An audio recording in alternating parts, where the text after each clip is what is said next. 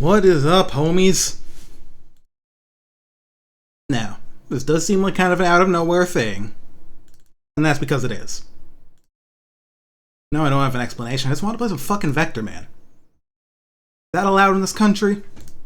Actually, saying it like that is probably kind of uncomfortable these days. Well, I want to play some fucking Vectorman. I've seen footage of the stairwell from Ninja Gaiden 2, and now I know why you asked about how many dudes run it, right? Look, the thing about, like, Ninja Gaiden Sigma 2 is that it is a fine action game in the vein of the other 3D Ninja Gaiden games. It is aimed. If it's all you play, you'll probably have a good time, I think. The thing about original Ninja Gaiden 2 is that there is no fucking game that is like that game. There has never been one.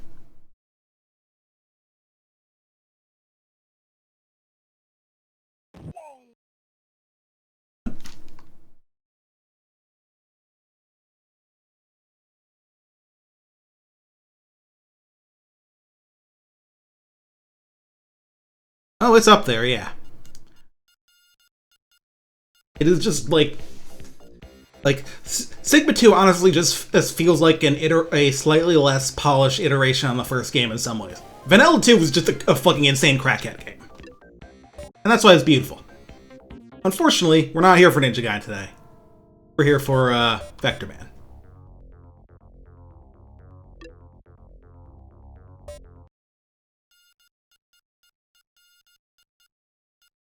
This is Vector if he were a man. So what is Vectorman? Vectorman is a game developed by Blue Sky Software, published by Sega for the Sega Genesis. And yes, Genesis, not Mega Drive. This was, I believe, an American release. May have showed up in Europe, didn't show up in Japan until some collections years later. But it came out in 1995. Oh, by the way, watch this.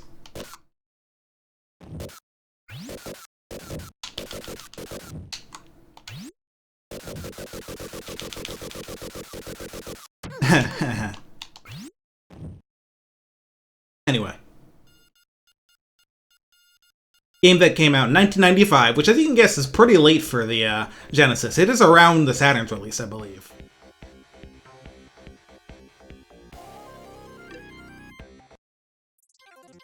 So, we got a quick load on the setting. It's 2049, and Earth's cities, forests, and ice caps are fouled with toxic sludge, because we were actually worried about that at some point. Humanity has escaped the stars, leaving mechanical Orbots to clean up. One powerful Orbot, Raster, I guess that's why he's the opposite of Vector, oversees a cleanup through a planet-wide comnet. Tragedy strikes when, in error, attendants connect a salvaged nuclear bomb to Raster's master control circuits. Oops! Warhead is bored and he stands for tyranny, hatred, and oppression. By Warhead's decree, Earth is forged into an instrument of death for the returning humans. Vectorman lands his space barge after delivering a load of sludge to the sun, as you do. By evil mind control, he will not rest until Warhead is defeated and the Earth is free again. Anyway, this game is kind of a technical showpiece for the late Genesis. Pre-rendered graphics with characters made Vectorman here being made out of like lots of little sprites. Hence the Orbot thing. He's made of orbs.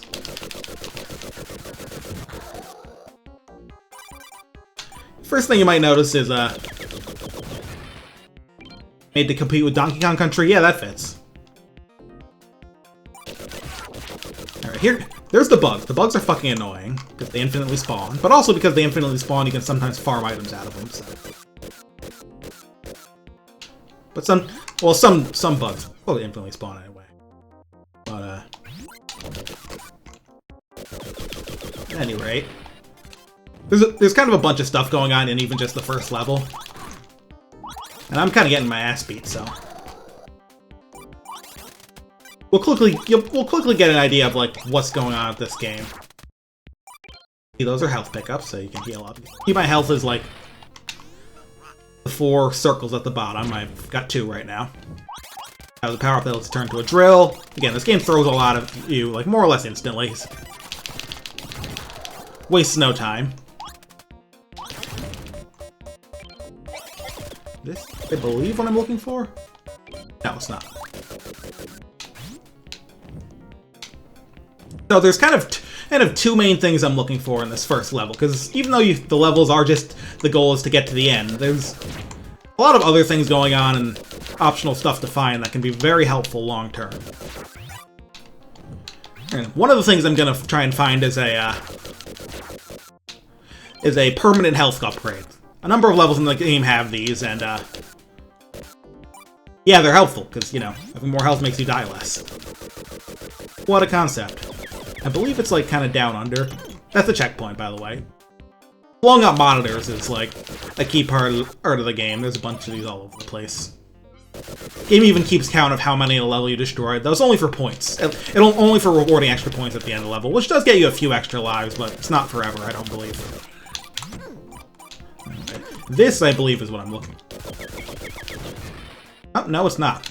This is a ×5 multiplier, which means I'm now gonna fucking book it. See, what the multipliers do isn't just multiply the score you get from things. It multiplies other stuff, too. And if I do this right, then I'll be able to multiply something very important. I just multiplied a 1-up by 5. That's 5 extra lives. As you can guess, that's helpful.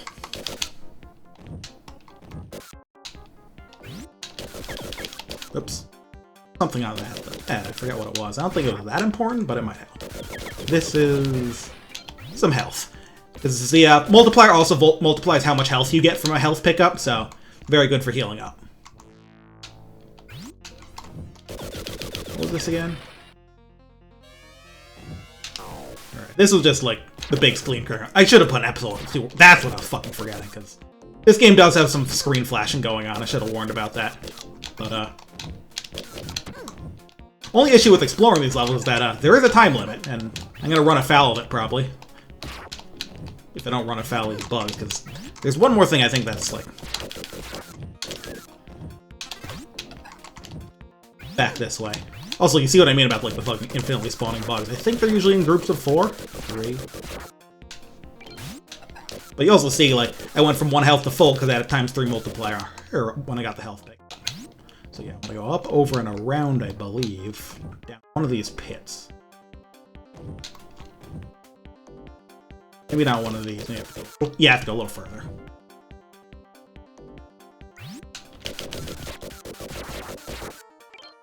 Yeah, I'm probably gonna lose a life at time here, but I don't really mind. I just got 5 fucking extra lives. Like,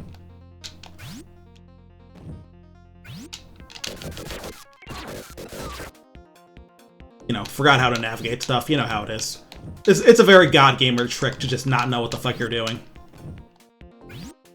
Actually, can I even go back here? Not that way, anyway. Well, dying might actually work out in that case, but... Yep, clock's ticking. Actually, dying probably won't work out, because I'm pretty sure I got a checkpoint somewhere. Oh, well.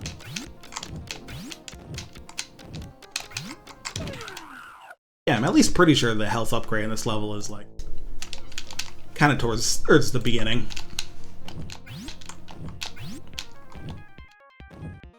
If not, then I'll have to go without. Because there are multiple throughout the game.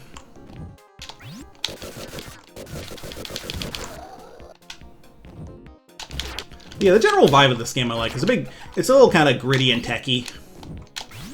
A bit of grime that the Genesis was oh so good at.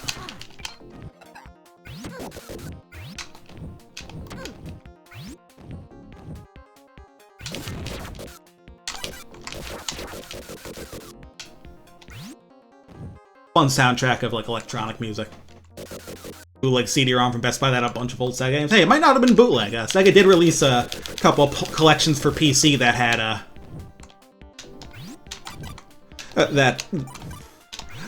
had this game on them.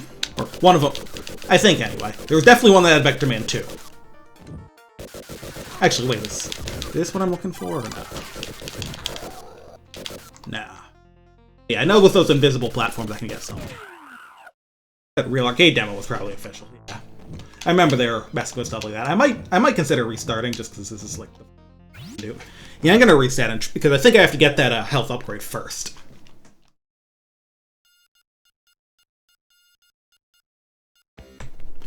This is actually the real biggest problem with this game. You have to watch the logo animation every time. But it is very impressive, so I understand.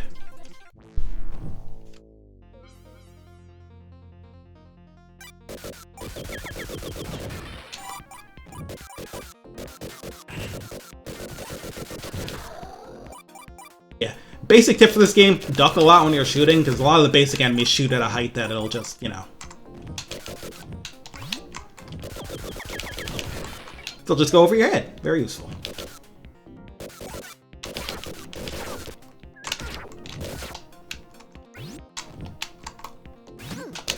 Up there is where I want to be.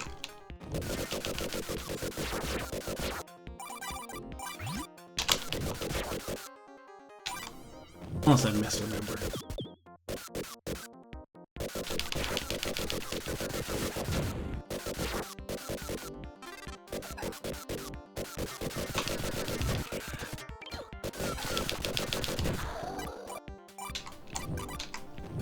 That's the ×5 multiplier.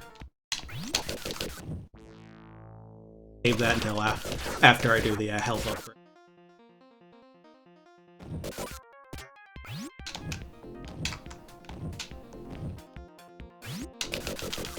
Yes. I think you have to break those, like, dry pillars. Again, unless I'm completely misremembering. Like, I like the design. Right? Vectorman looks cool. Got a bit of a... Oh no, you don't have, I don't think you have to break that. You just can go through it. Not, I think, from this side. I think the way you're supposed to do it is. Yeah, I just want to get off to a good start to ensure this doesn't go completely off.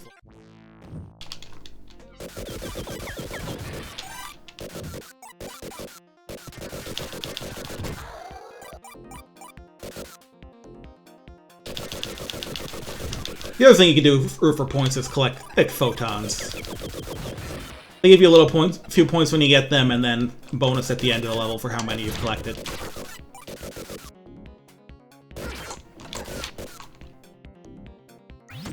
Really?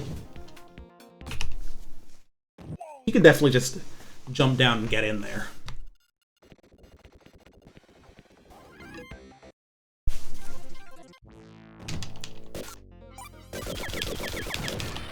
Almost certain that's where the first health upgrade is. Because there's a few throughout the game that, and I remember where like at least 2 of them are, maybe 3. And way better to have them, especially for some of the bosses, which are honestly a little screwy.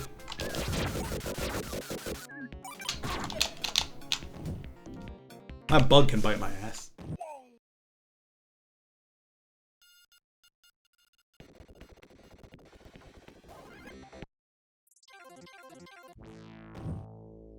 One more go. Like I said, I might just give this one up and at least just go for the ×5 extra life and get out of the level. Oh yeah, there's temporary weapon pickup as well. This one is particularly good, just a big spread shot. Good if you need a lot of things dead. Just having trouble hitting guys.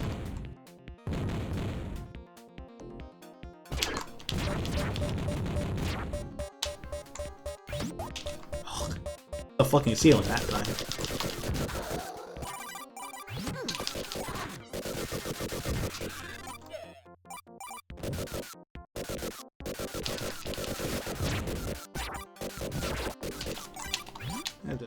Come to me. Well, I'll see if I can backtrack to it, and if not, I'll just leave it. Starting over and over.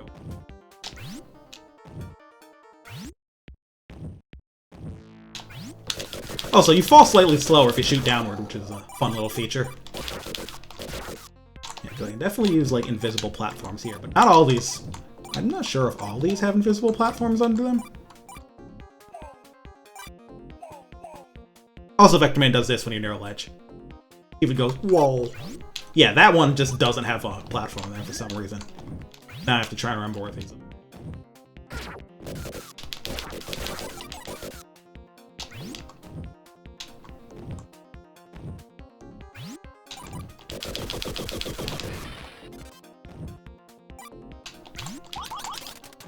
Right, so, but then I can get on top of that, so. First, gonna be bugs up here again.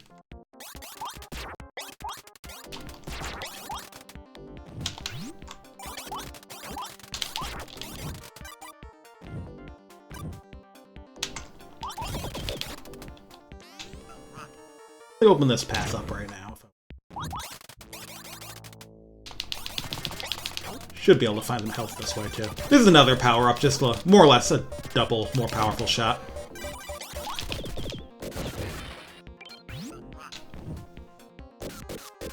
Yeah, the levels in this game are big, but they're not quite mazes. You're not necessarily required to explore. They just have, like, extra stuff in them if you take different paths.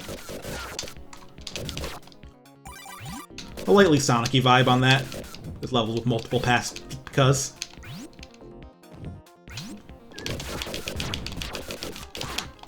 And there are pickups that get you extra time, but they don't drop from enemies or anything.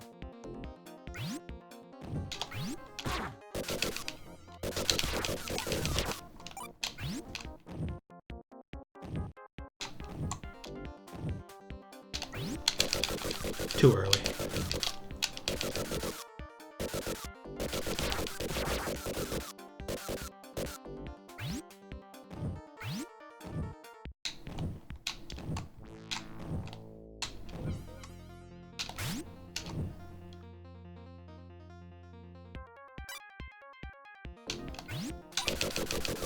Ah. That means those platforms there mark where I should go. I guess I am going to restart if I die like that.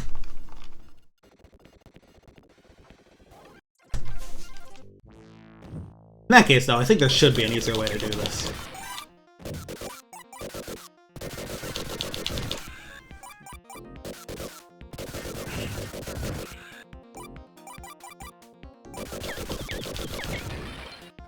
Take this monitor, too. Shoddy.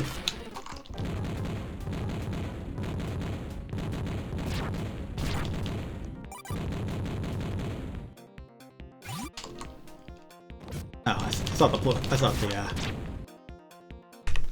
the flag was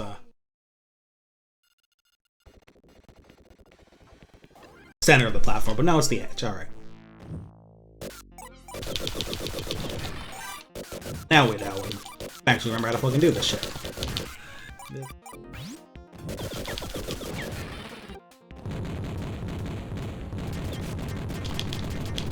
Yeah, I wondered if there was some relation as well. I mean, they're both green.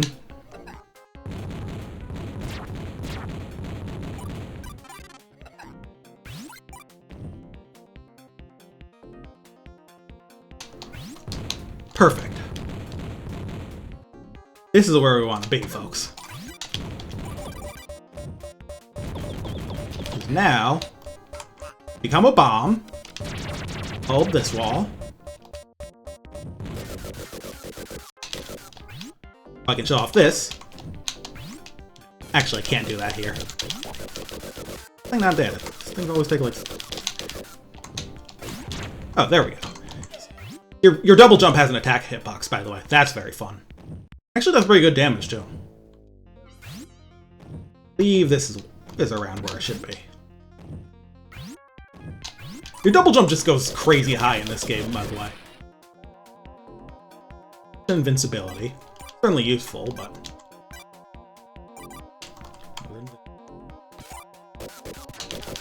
But yeah, this whole section of level is more or less optional.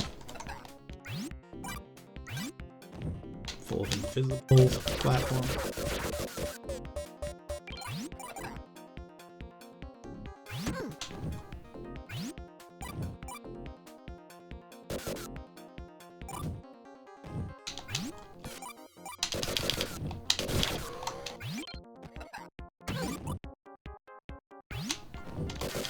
I think this is what I'm looking for.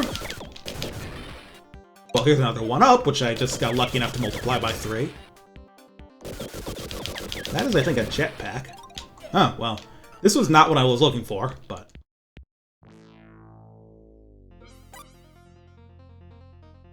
Certainly something I won't say no to.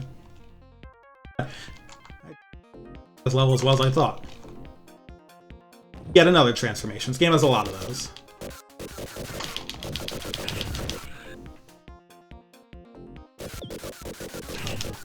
Oh, that's a wall. By the way, if you press up against a wall, Vectorman just leans up against it, chilling, bounces his little arm orbs a bit. There's a checkpoint. Jeez, I guess I completely forgot what's in the corner of this level. Those funny looking arms, you can duck under their shots too. When they're on the ground anyway. If they're somewhere else it can be a little more dangerous. They'll shoot at angles and stuff.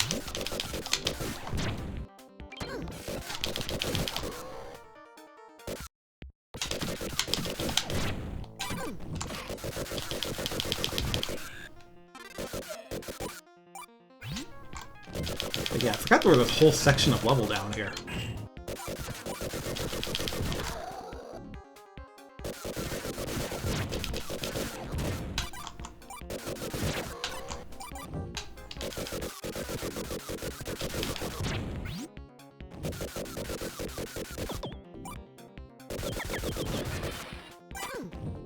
I'm not gonna lock myself in by going that way just yet. Let's...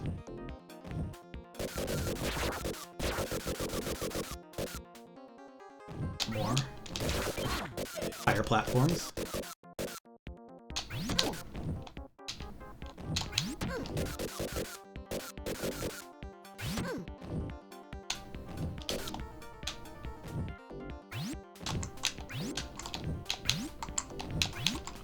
This is just this way. I could have sworn that this is also where the health upgrade was. Deal with invisible platforms and stuff, but I'm not seeing any more monitors that I missed, so... guess I mistooken. Once again, probably gonna lose a life to time because of that, but...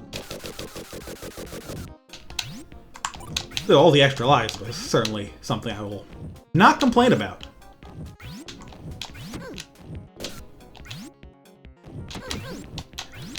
In that case, I'll just...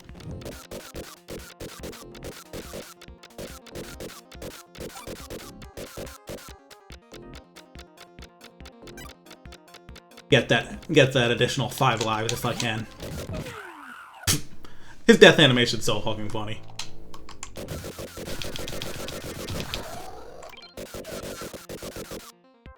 Right.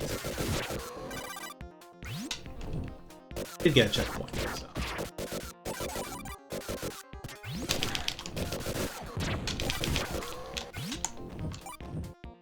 dude down here.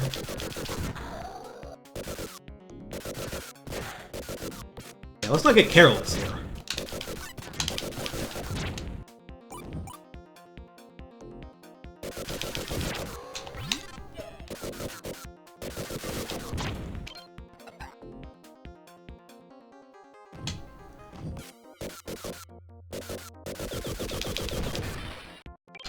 That's point here anyway.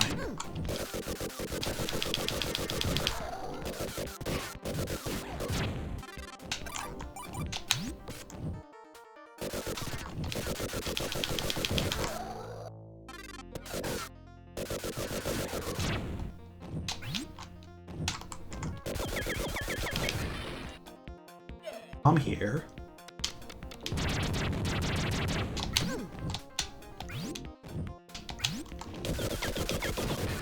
Oh, it was here. Anyway, unfortunately you can't multiply up health upgrades, but hey, I still have it. 5 hit points now. Man, I completely misremembered that, huh? Up this way, because...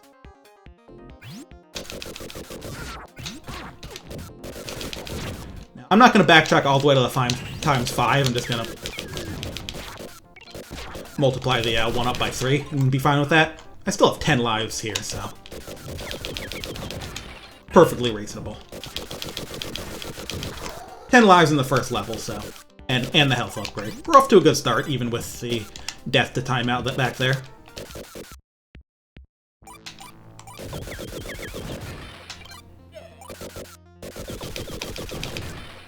And see, there are time ups. For some reason, those don't multiply either. It would kind of be a little useful if they did, if you were kind of figuring out the levels. Alas. believe there's a checkpoint here? Yeah.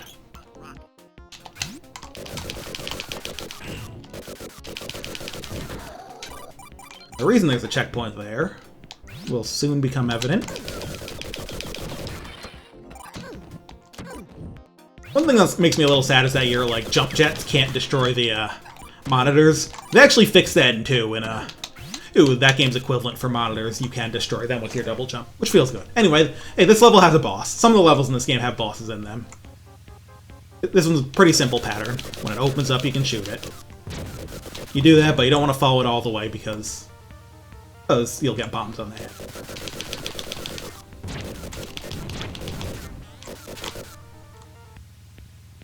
This one's real annoying at first, but once you learn the pattern, just follow it. Light balls and all, and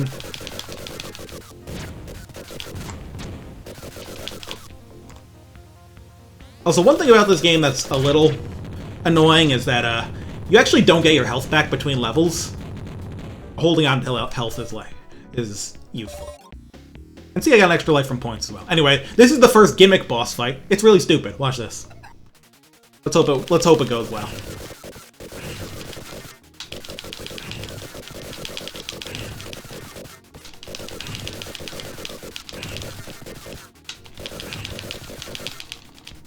See, that's the whole fight.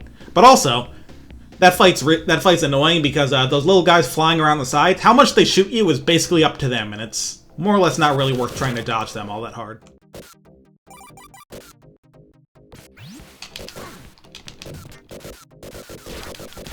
Now, the upside about that fight is that it looks very cool. The gimmick fights in this game are like very like techy, showing off Genesis power, all that fun stuff.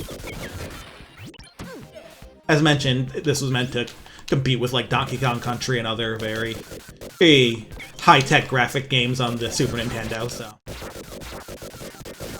But the thing I think I like about this game is that it kind of does it in its own very Sega way, like, because Nintendo was, of course, Donkey Kong Country, the game, like, which, like, while it's oddly atmospheric at times, it is also very much a game about cartoon apes collecting bananas and colorful locations. This game's a little more gritty in its, like, the generality of what's going for. Kind of a more direct sci-fi bent. I like it. And it's got, like, kind of cool electronic-inspired music, too.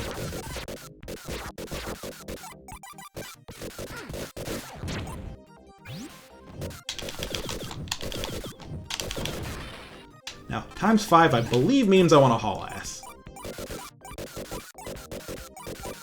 And yeah, the lighting is fun. I love the way things change color.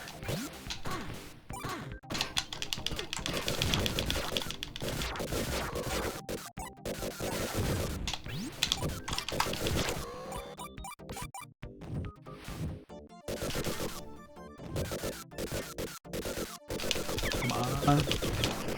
Yeah, baby, that's another 5. Now those are basically all the, like, good ways I know to, like, multiply a life item. So from here on out, but like I have 17 lives.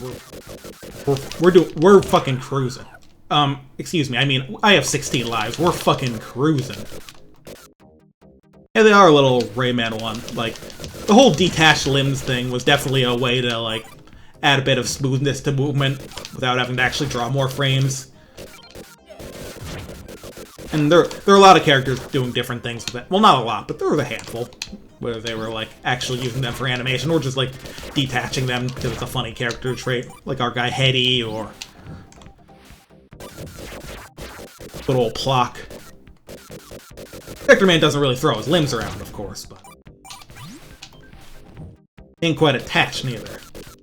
I kind of rushed through this part earlier to get that, life multiplier. Or now I can go through and actually, you know, take things out.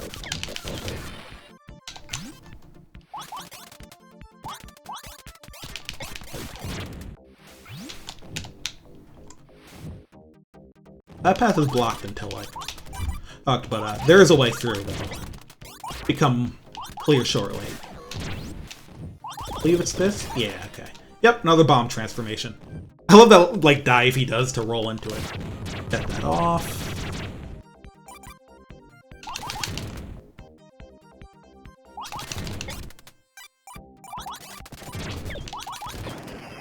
As we get further in the game, I have like less things I know I need to explore to find stuff, so some levels will go by quicker. But we'll see how it goes. Also, you get this swimmy power-up. The nice thing about all the transformations is that you're invincible for the duration.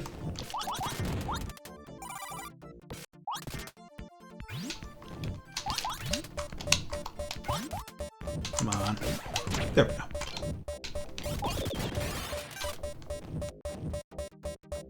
Worth grabbing down here, or is it just like that one? I think it's just the one up. Alright. Let's keep moving then.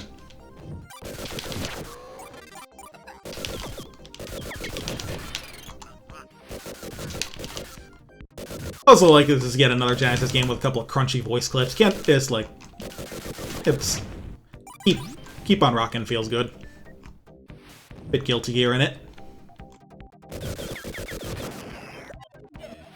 Yeah, what got me like kind of looking at this game again was, of all things, watching raocow play Plock, because like kind of reminds me that like a lot of these like Western developed platformers for 16-bit consoles, specifically ones that are not Donkey Kong Country, they get a bit of a bad rap.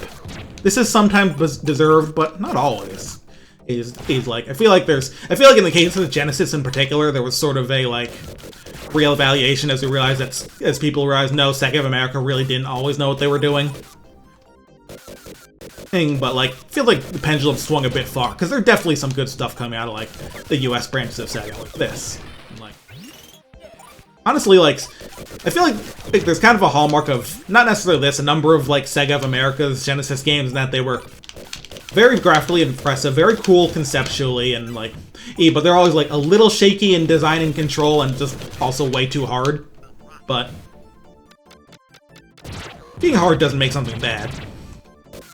And like, I think even with it being like a thoroughly brutal game, I think Comic Zone fucking rips. I do want to try and beat that someday. Or like, even Sonic Spinball is way harder than most Sonic games, but fun ass game anyway.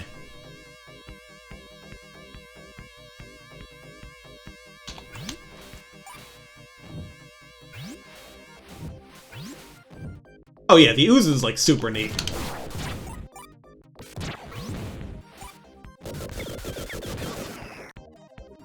First off, the name, the ooze, like that, like you can only make a game called the ooze in like whenever that was, like 1993 or whatever.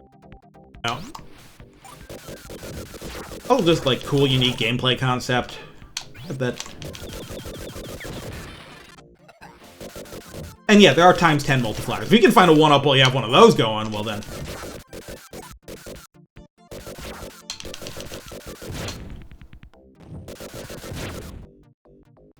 Wait, was the ooze a comic book, or are you talking about something else? Like, I feel like, yeah, I was thinking Shotgun.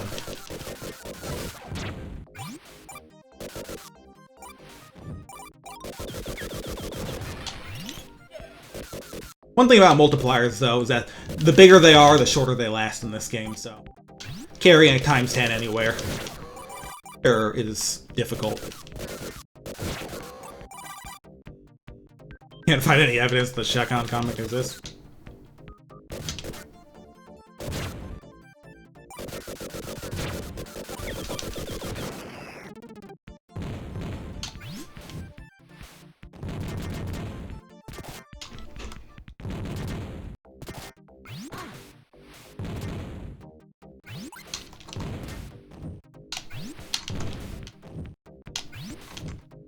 Can't get up off that.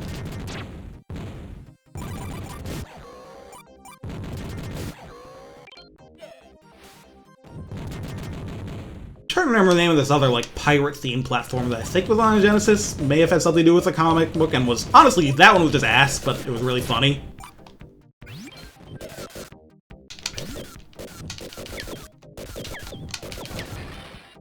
Fucking Skulljagger, that's what I'm thinking of. Anyone know Skulljagger?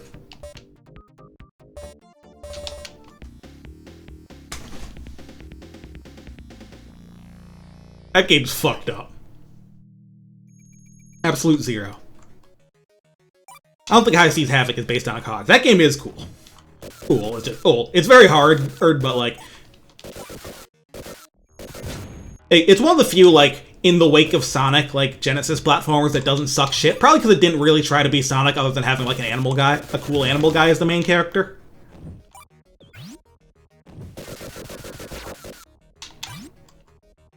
I think it's a very good move.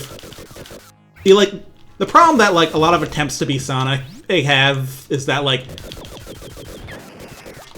they didn't realize that Sonic isn't always fast.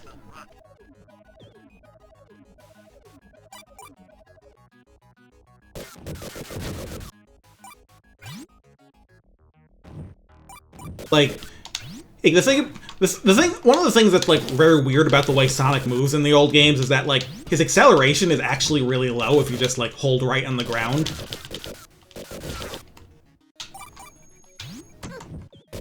This should be it. Oh no, this is another weapon. So like you get to actually move at very slow speeds as Sonic, which is useful for like, you know, more precise platforming parts, or just, you know, if you want to not walk into things and don't want to not slam into things and die. You know who didn't figure that shit out? Fucking Bubsy. He never figured that shit out. Bubsy will, like, you hold the D-pad forward for, like, a quarter second, and he's fucking zooming. Wow, I missed every platform on the way down.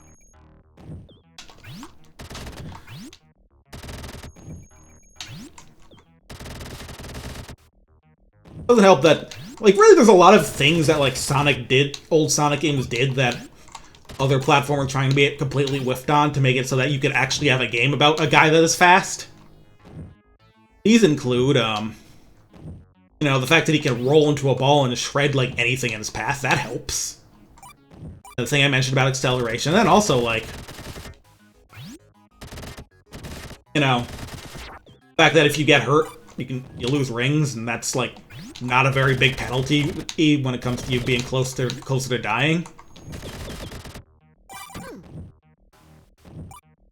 Like, you know, like, you can always pick up, more rings. Like, hey, outside of, like, the only time, the ring system is kind of genius, because, like, the only time is where it's, like, really threatening beyond, like, a basic level is in boss fights. Which is, like, some of the parts where you're not, in those games where you're generally not going very fast.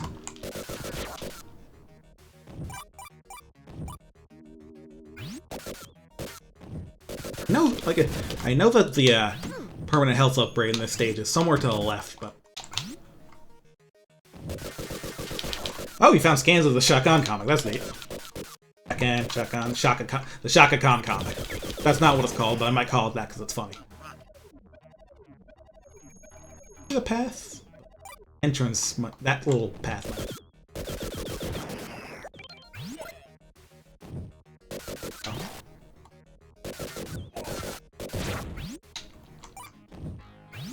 The art is crazy good, actually. That's kind of neat. Oh yeah, here's the good shit. The 6 health, only a few levels in. And 17 lives. I think this is going to be a pretty good run of Vectorman.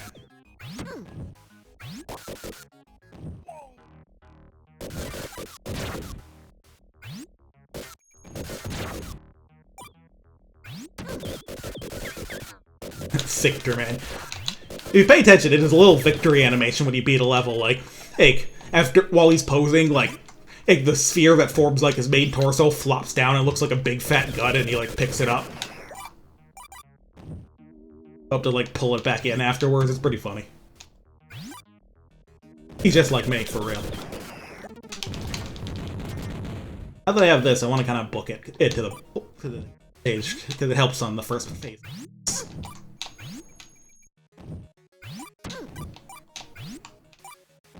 This is just the easiest path up to it at this point.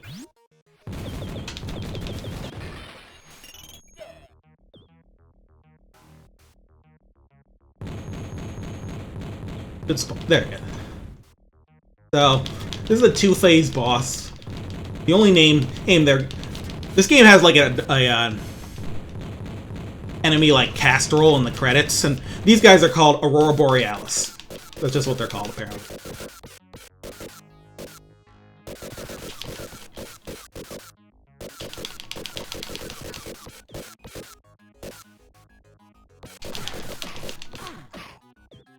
Also, funny thing about this game is, if you get hit during, like, the invincibility frames of taking damage, you'll still get knocked around, but you won't take damage, so you just get knocked around real funny. And yeah, this boss is just kind of annoying to do efficiently, because pretty quick, and don't get many good shots on it. That's why bringing the, like, a big spread shot, that helps, because you get to, do a chunk of his health more easily. Good? Alright. Second half of this fight is this polar bear-looking guy. He's way easier, honestly, because you can actually hit the guy.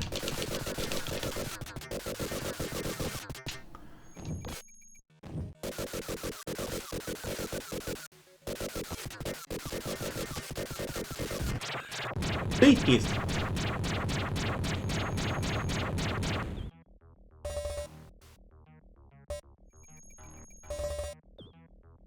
And yeah, there's big chunks of the level I don't usually explore. Next, I believe... I think it's another ice level. Yeah, Arctic Ridge. No water this time, though. This level's honestly a little annoying, in my opinion. Mostly this first part's just a little mazy, and I never remember where to find good shit, so I don't usually bother much. That is the nice thing about this game. If you're kind of confident in how you're playing it, you don't really have to sniff around levels much. But you can if you want to try and find more good stuff. Though you do have to be mindful of the timer. Yeah, if you do explore them, there's lots of cool stuff to find. And then... They're just pretty interestingly laid out. I feel like, a lot of people consider 2 a little worse than 1, and I do think its level design is a little less as good. Not terrible, but... I think the layouts are just not quite as interesting, and some of them are a little more tedious.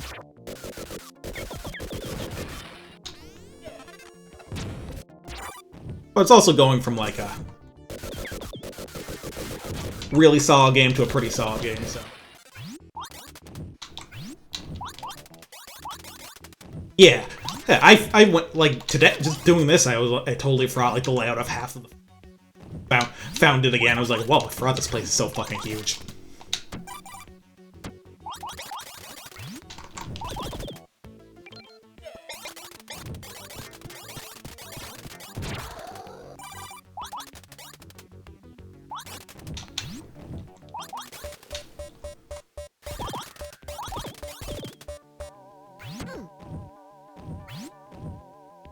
Yes, yeah, it's pretty cool. Like, again, this game's just doing a lot of cool stuff graphically.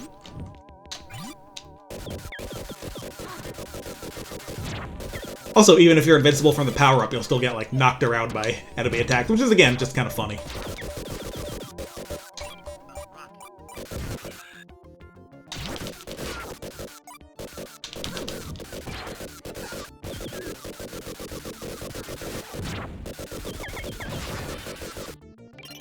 Checkpoints here, because might be getting to a certain part of this level that's a little odd. Because this level doesn't have a boss, but it has a sort of boss-like creature. Also, I keep thinking the satellites mean something, but you can't, like, destroy them or anything, so... But they're in a couple of levels. Does the waterfall make a rainbow in a CRT? Depends what Genesis you're using, probably. How shitty its composite adapter is, or whatever. That's the thing about that waterfall effect. It wasn't some, like... Hey, it wasn't just, like, due to a CRT. It was also because it was, like, the Model 1 Genesis in particular had, like, the shittiest, like, video output known to man. Yeah, so this level doesn't have a boss, but it does have this guy who kind of blocks your path. But with the shotgun, it's easy to destroy his arm, and then you can get behind him and blow him up until he becomes just a regular walker thing, and then blow that up, too.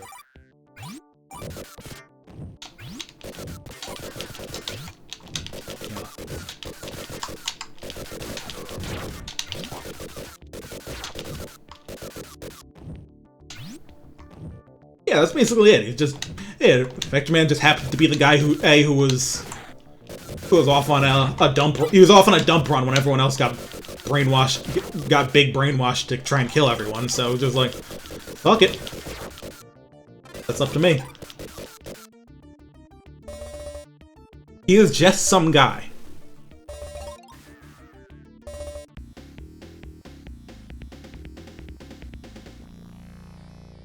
Exactly. Yeah, Vector's an Orbot. Not... But unlike that Orbot, he can actually do things.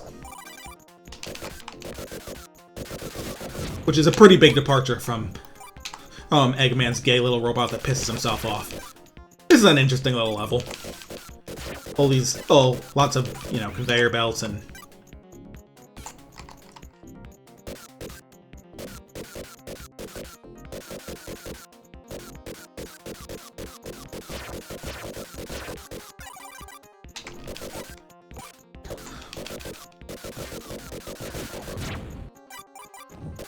Nah, I like Orbot and Cubot.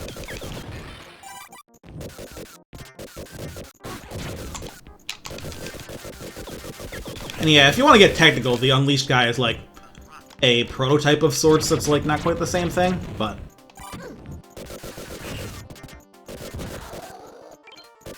It might as well just be the same one. There is officially some distinction, but I don't care, and I'm not sure anyone should.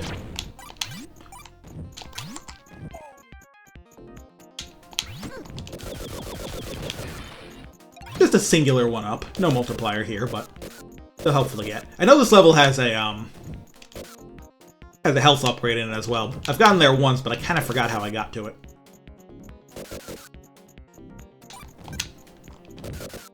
This level can be pretty open-ended with the way these platforms and things move around.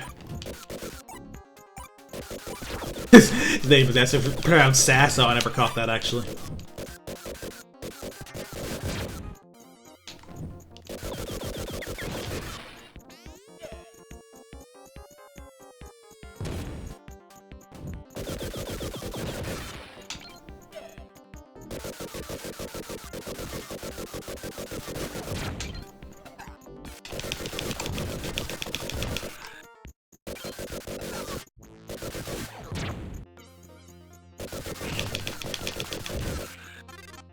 But just making grabs that nitpick him or a total dumbasses. Yeah, that's why I like them. Like, he has no reason to keep these two things around. So like clearly he must just enjoy having them piss him off, and like I think that adds something to his character.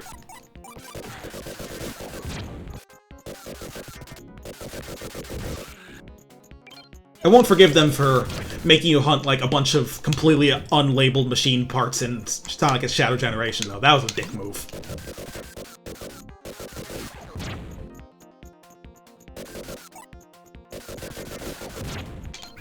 There's court gestures. There's...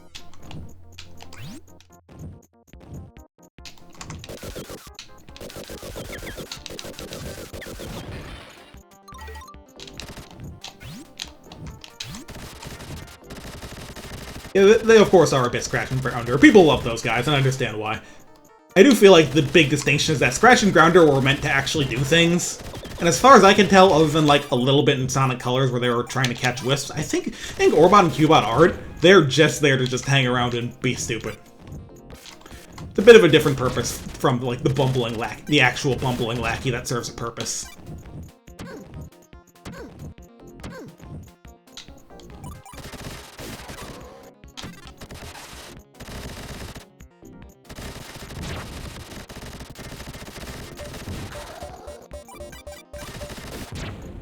Management stuff. I don't know if... Orbot maybe. I don't trust Cubot with magic shit.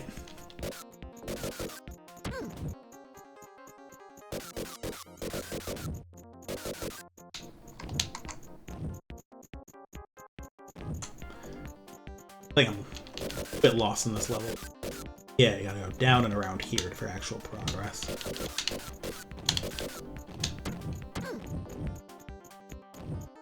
Gotta keep going down then? Alright.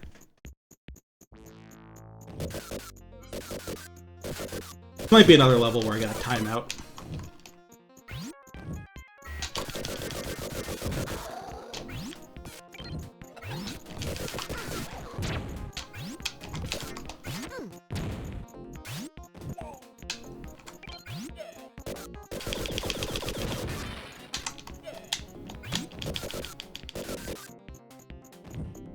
Hopefully I at least get the checkpoint first.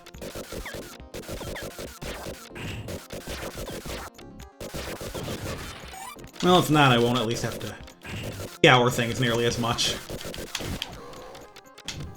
Because I kind of ran around in circles in that first area for a while. I won't need to find that extra life again.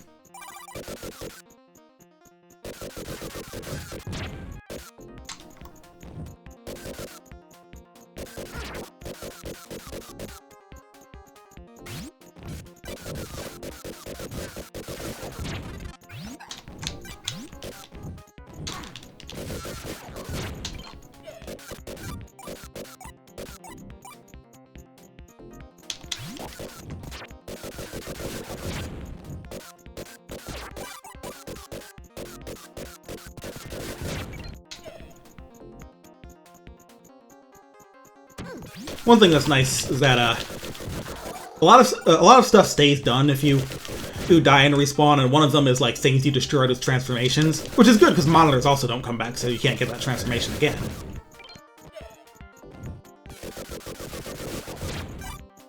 So, I am purposely like searching around for something I sort of remember. If you just kind of go to the right mostly, it's E and then another direction when you get a dead end, it's pretty easy to get through. I'm purposely making this worse on myself. Think of something that I may or may not even find. You know, good strategy. For smart gamers.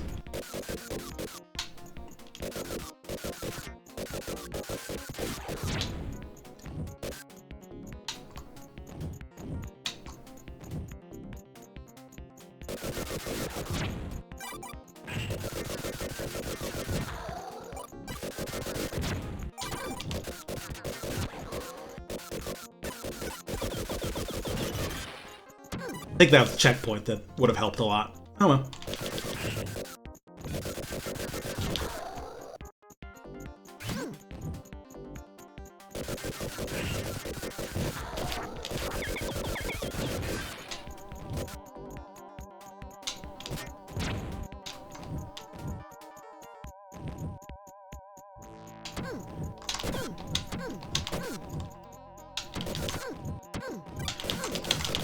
Now this is a particularly rude monitor.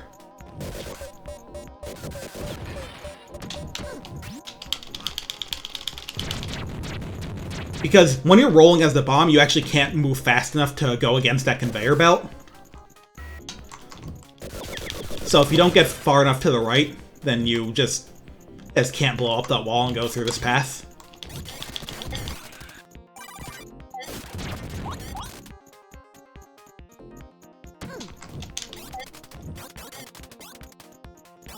Help? No, this is the end of the level. Alright, I missed the health upgrade in this level, but it shouldn't be a big problem. This level's got a boss, too. Mostly just want to shoot it from far away so it can't, like, spew its bullets everywhere. Being able to bring a power-up to it is nice, though. I haven't done that. Hey, hey, get the fuck off me. Guys, I think this is the problem.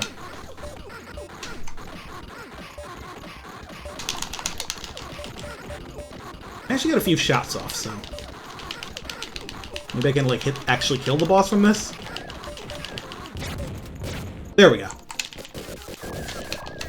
See, he pulled it off. That was actually planned.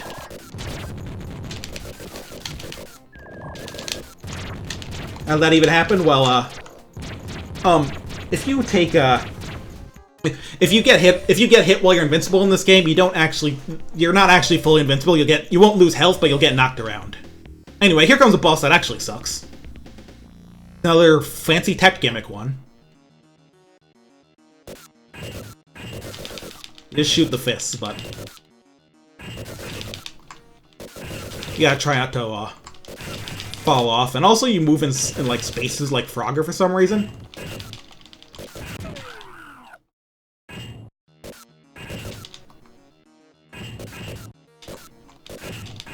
Really, you mostly just want to tank a few hits and, like, mash the shit out of this thing rather than let this fight go on all that long, especially since you only get, like, a minute for it anyway.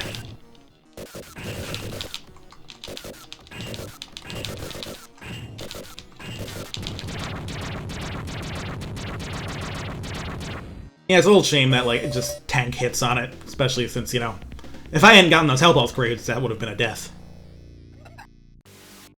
Anyway. Death Alley. A level that looks kind of like the first one.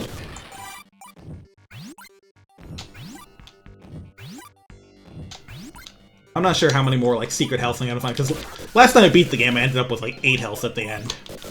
Which was very nice, but... this run, if I max out at 6, then that's that. Would be nice to find 7. How do I get under there?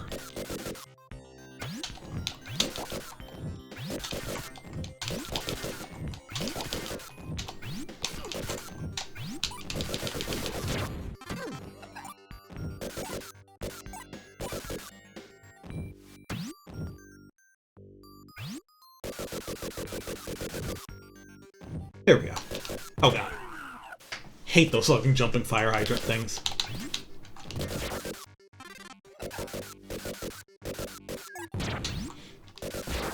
See? There is just a hidden path in there.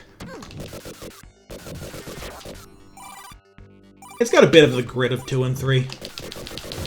Though there's more grit because it's on the Sega Genesis, and that's where you go for grit.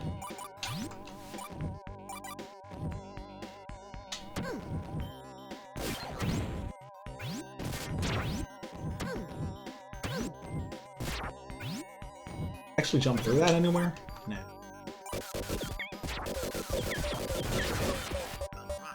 I'm Car.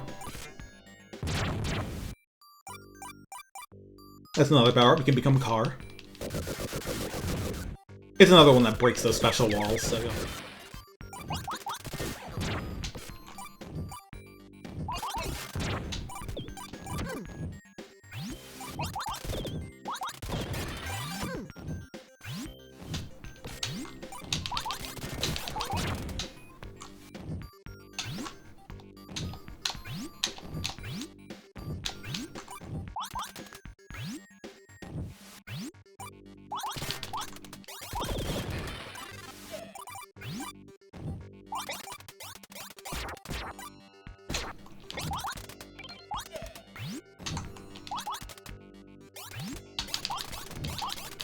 Oh boy, more invisible platforms.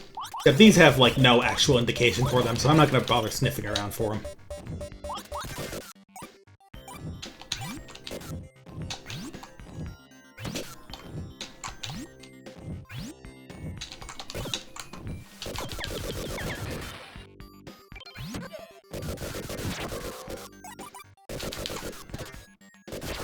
Yoshi's Island is funny, because I've always heard stories that, like, they considered going with, like, computer-generated stuff, computer graphics, like, you know, Donkey Kong Country, E did, but went against it. But then they made the intro that, and the intro just looks really fucking weird because of it.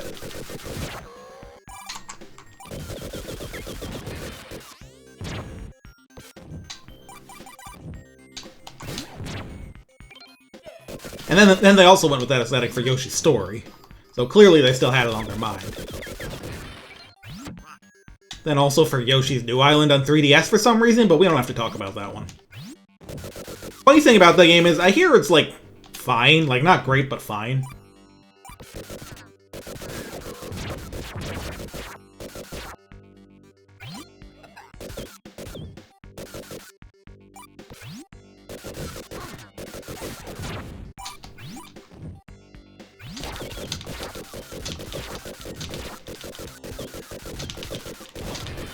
It's honestly sort of amazing that, like, the R-Zest, R-Tune, like, library of platformers is so, like, aggressively mid that, like, the top-tier games in it are, like, Blinks and Sonic Superstars.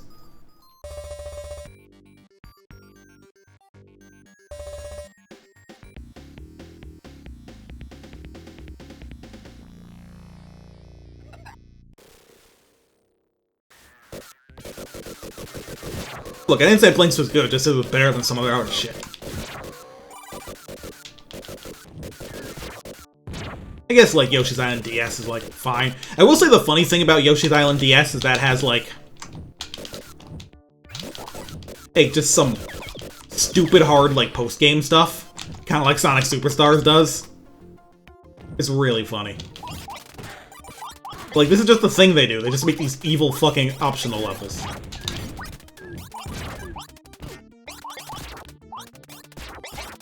Because it's funny.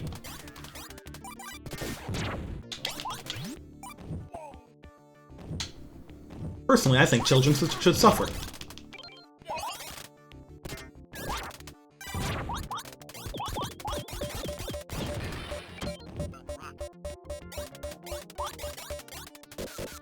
The premise of New Islands the Pelican got the wrong parents at the end of Yoshi's Island is just gonna go out again. That's really funny, yeah. It's really stupid, too.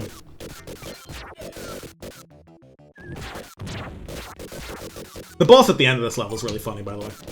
I like the little, like, big, weird chain link thing going on. The whole, like, biolab level is just kind of neat.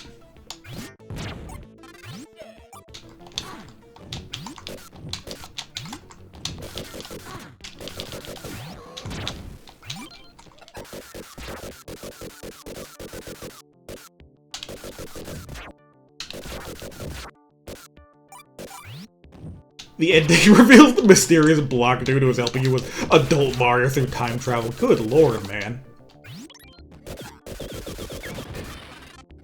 There is a one-up in this level, but I'm not sure if I can book it to get there enough, mostly because I don't remember where the fuck it is.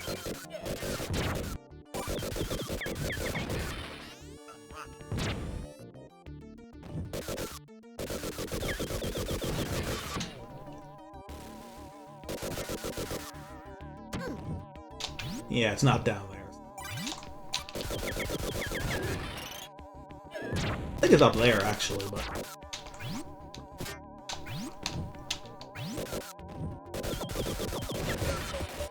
Nope. I'm car.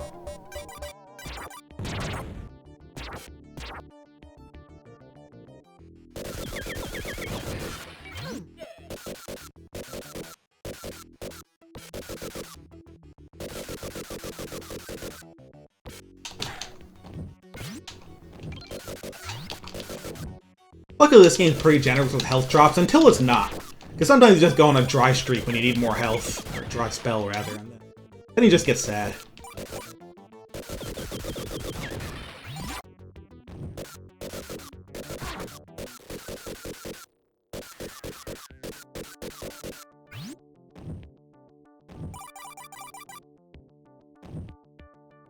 I don't think I did, yeah. Hopefully there's like a time pick.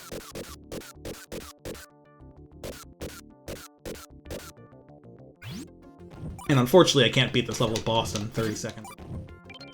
This is a little bit too much health for that. There's a checkpoint right before it at least that I can go for.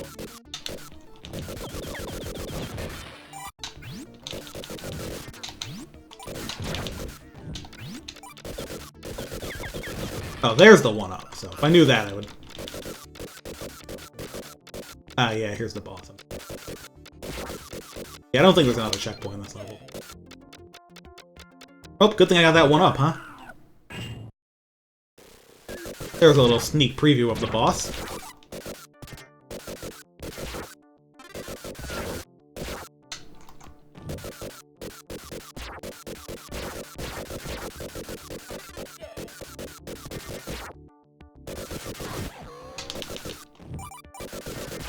This is when I need something when I actually need something to drop a health power up, so I'm never gonna see it.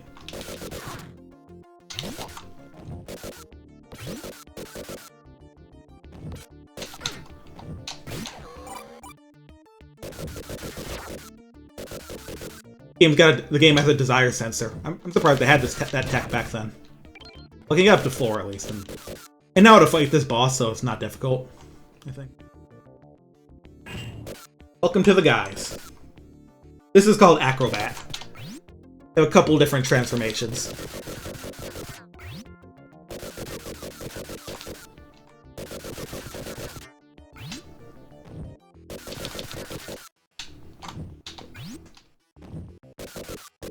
That, and then this is their third one.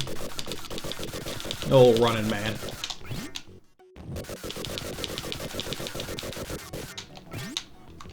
And yeah, you can see there even your jump jets do damage to him. One of my favorite little weird mechanics in this game. Shouldn't take much longer. Yep. Acrobat is Acroban? Acro Bust? Is there a gimmick boss after this? I don't remember. What's next? Oh no, it's just another one of these levels. Okay. Oh, one's a cool sunset background.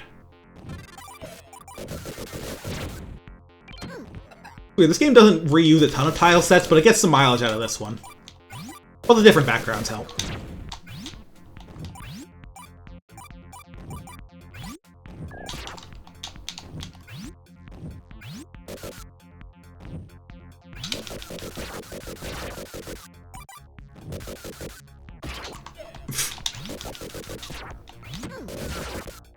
Was there something to the left there with a good jump down? Don't think so now.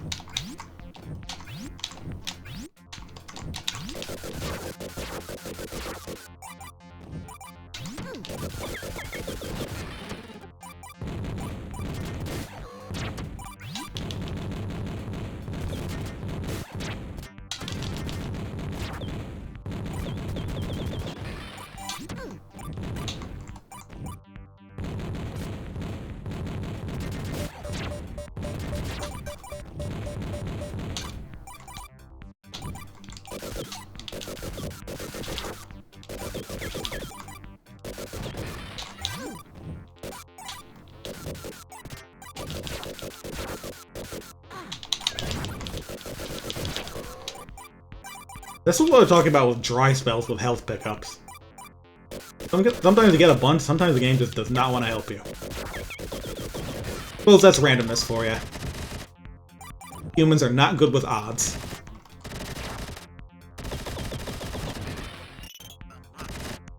I'll blow that up. Probably this thing. Yep. I'm car.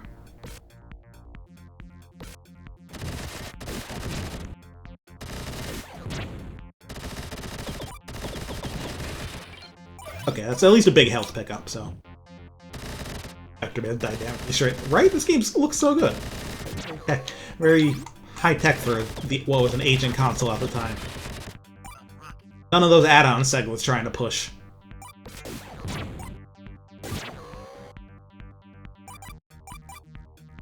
I don't know if I believe the devs on this Blue Sky Software, I think they did make a 32X game. I remember reading, they might have made, the last 32X game, and it was, a really kind of rushed, sort of shitty Spider-Man game. Bit of a shame, because these guys do good work when they have the time to, but... they didn't always. Unless it was mixed up with someone else, but I'm pretty sure it was them.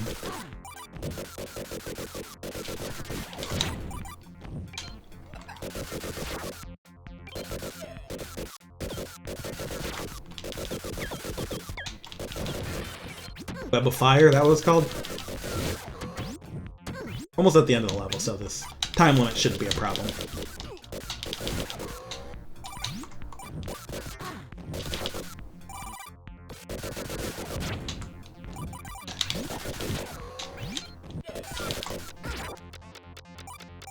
Yeah, I hear you.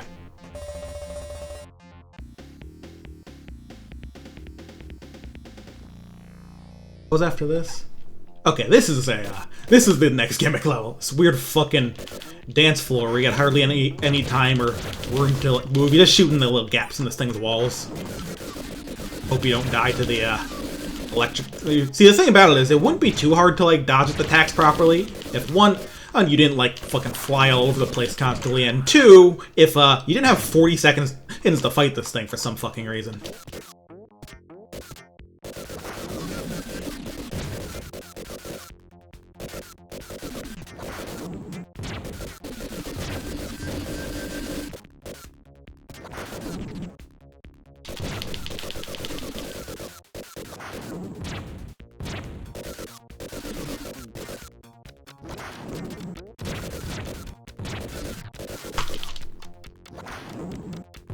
Yeah, you gotta kind of pray it use some of the more easily dodgeable moves. Like this one. This is that's the pattern you want. That one where the lightning kind of spreads into two and gets out of the middle. And see, when you kill the thing fast enough, it's instant. Very silly boss. It's bad enough that Sega lost the rights to any Marvel games till 2008. Yikes.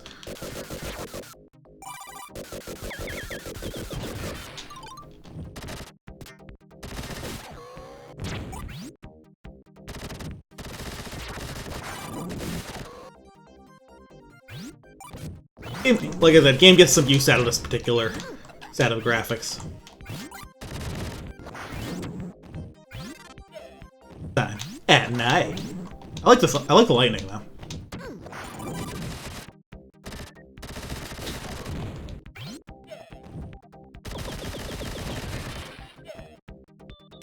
Oh, right here. It's hard to see because of the darkness, but there's a break plan there. And my rule. That is... fucking jetpack. This disconnection. If anything, maybe it's just for sillies, but...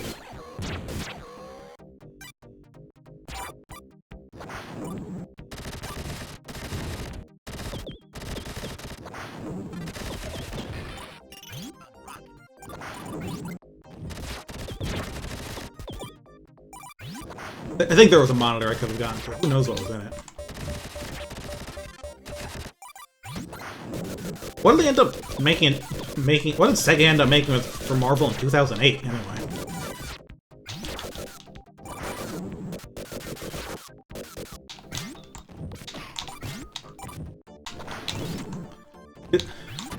Oh, it's an iron.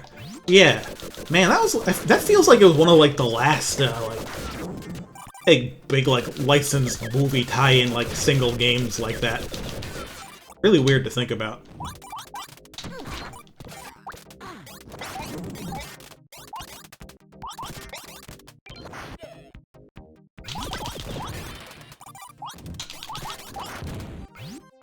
There are Marvel movie games till Avengers had none. There was one in development, I vaguely remember, but it didn't get there. I remember some screenshots. I think it was like a first-person shooter for some reason. Weird fucking prototype things I remember. Amazing Spider-Man 2 was delisted in months, but it did happen. That's interesting.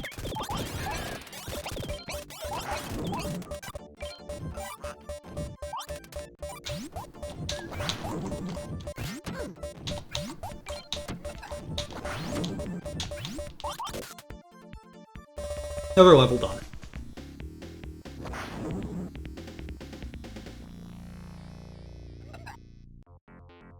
Dark Ruins. Yeah, this place is cool looking. Got the big lens flare effect from you pass some of these lights. Very cool level.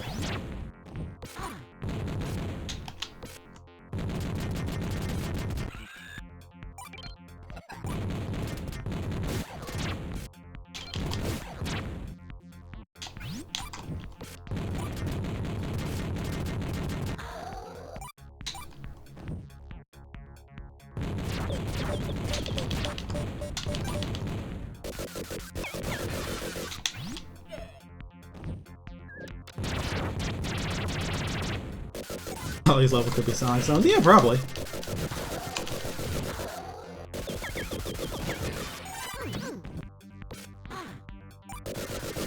Granted, Sonic Zones can be, like, about anything, so that doesn't say a ton.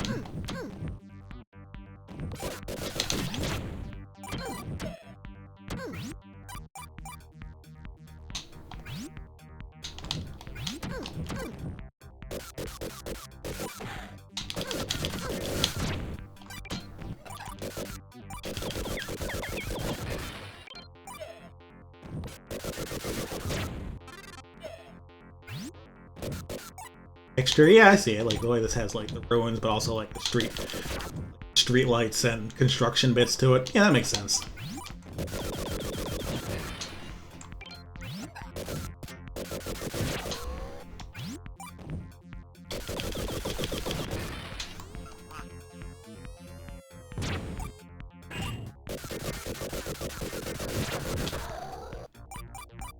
Violence. Still don't know what those do. It makes a sound when you destroy it, but I have no idea what the fuck they do. Do not ask me.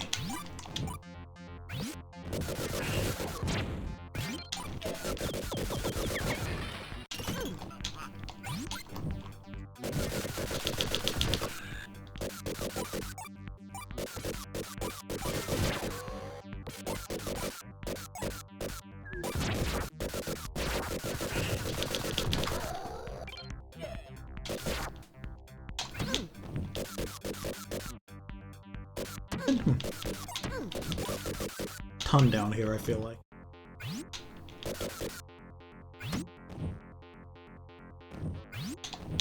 At least I can go back. Some of the stuff I missed.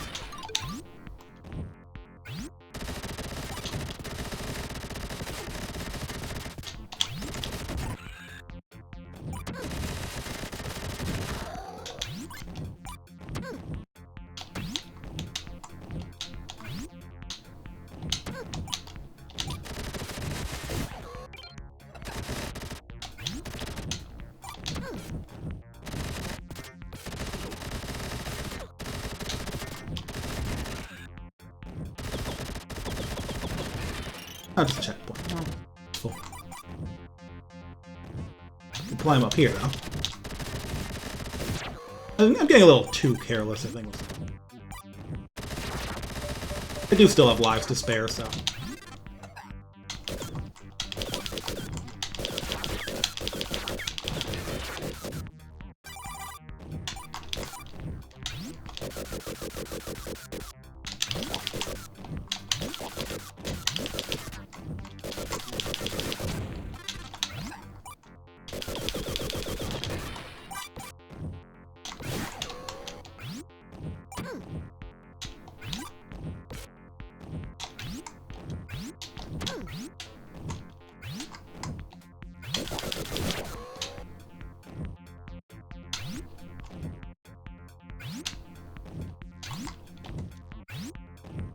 Nice thing about this game is that even if some things seem a little tough, a lot of times there's another way around if you just use your big stupid double jump.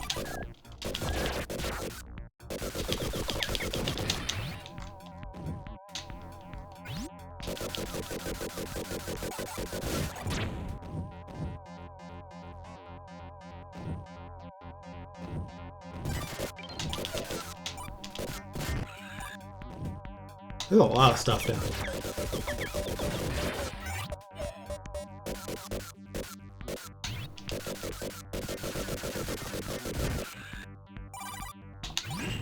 Remember how to get there.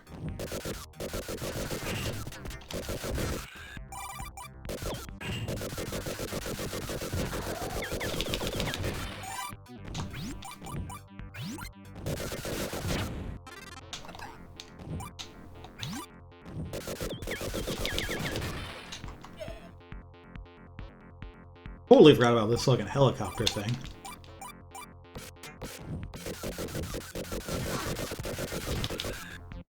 Not totally certain what the point of it is. It is at least there, but it's there.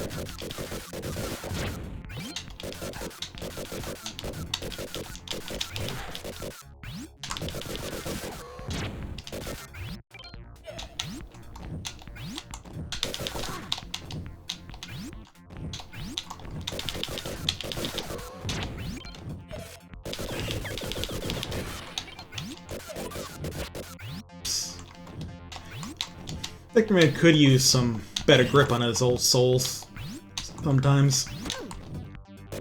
Tends to slide a little bit.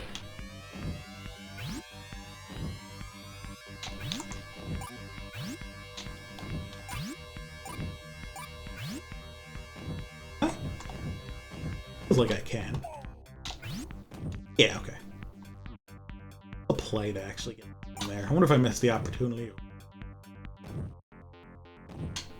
No, it's just something stupid like that. This game does that sometimes. Sometimes it's just... Yeah, it wasn't a wall, stupid.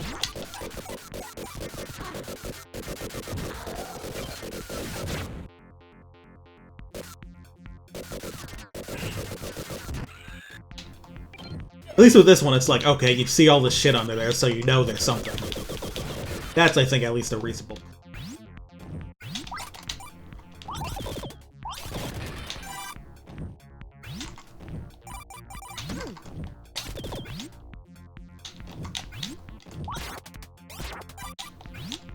Not much time left.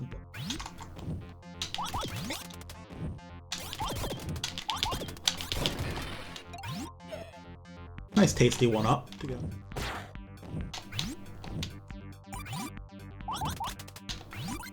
That's the way out of here too, so maybe if I rush I can avoid losing a life, but I'm not counting on it. Especially if I, fail to leave.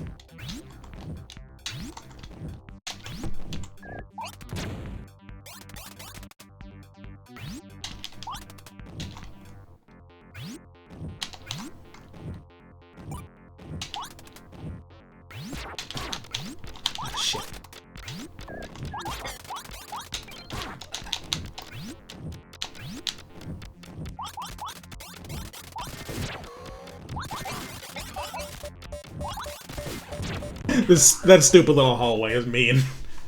Winding path at the end. But also, this level gave me 8 minutes, so I've got no one to blame but myself.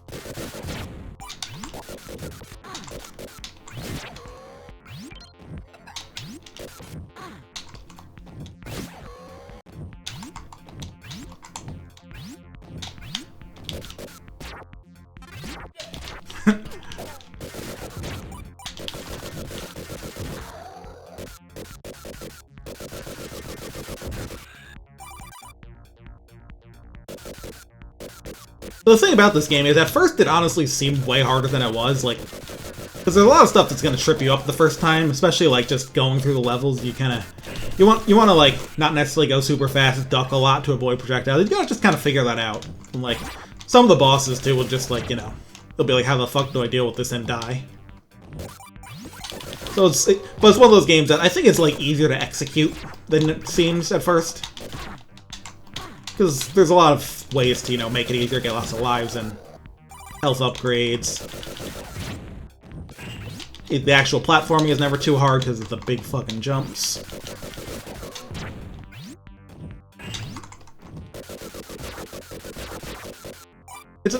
It's a pretty satisfying game in that regard, in that you go from it beating your ass to like getting a pretty solid handle on it, and being able to beat it consistently.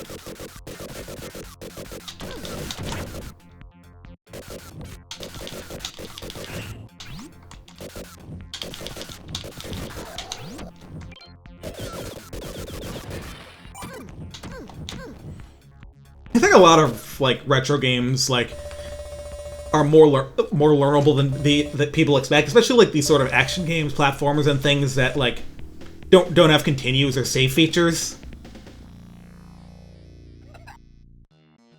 Like it's like when it came to time to actually like learn this game, like I feel like I never really needed to go for like save states or anything. And for Vectorman 2, that was almost true, but I did to figure out I used them to figure out a strategy on the final boss, which turned out to actually be like really fucking easy, which is really funny.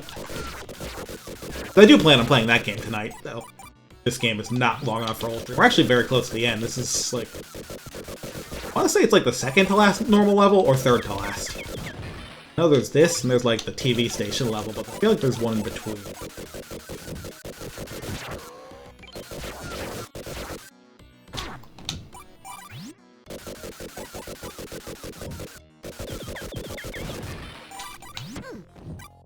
Yeah, right? Like,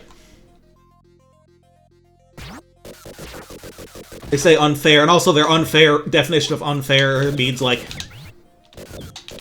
not designed like exactly the same as like the first Mega Man X or any given Mario game. I was gonna say Mega Man in general, but some of those early Mega Man games had some horse shit to them that people like don't like.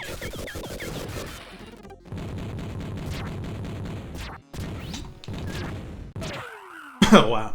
I forgot those bugs actually drop bombs. Yeah, I always try to make that jump, but they put that like arc shooting, that like lever arm shooting guy at the worst possible spot that'll just snipe you out of the air. It is what it is. I don't find a ton of things in this level, though I do know where there's a 1-up that's a little secret near the end.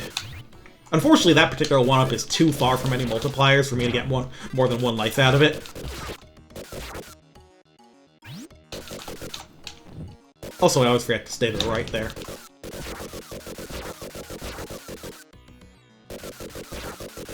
Also, if you're a bit of a shrewd motherfucker, you can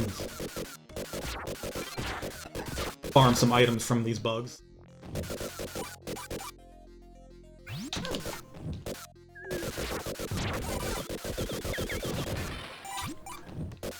Games that were genuinely designed to suck. Oh man. People forget about that aspect when it comes to games designed to make more money out of you in like weird ways.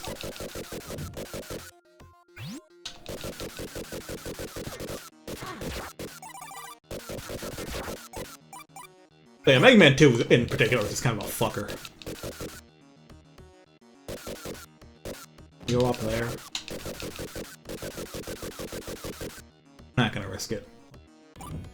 End it. I'll show up. Oh no, I have to go up there. You me.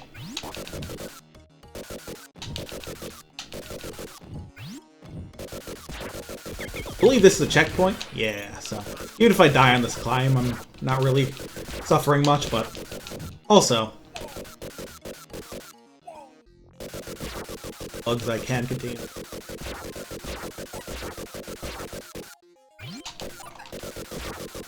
It's actually a better spot for a little further up.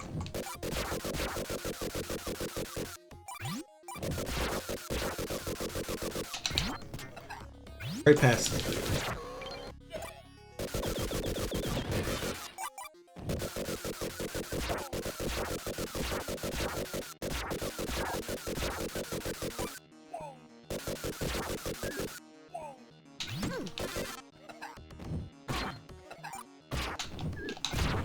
Oops. That backfired a little.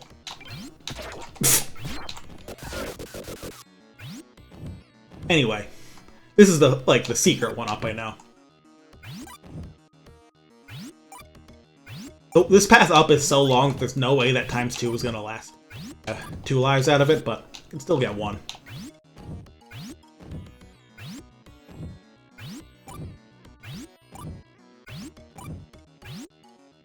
I think if you do it perfectly, you might be able to, like... Huh, would you look at that, I did get it. If you do it, like, just super well, you can bring a ×2 that you got from the bugs, and since you can farm them, you can always go for it. Anyway, here, this level's got, like, kind of 3 bosses to it. First is this thing. It's called the Spider Bomber, but it's kind of lacking in legs for a spider, if you ask me. Basically just flies back and forth, and eventually it'll drop some bombs, when it feels like it.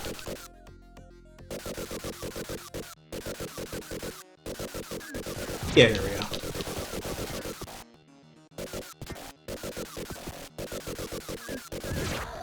Alright, it's dead. Next is the Piranha. This thing took me a bit to figure out. Because if you try to jump over it while it's moving fast, you're just kind of fucked. But it only starts going fast when you shoot it, so... Just gotta get in this little loop.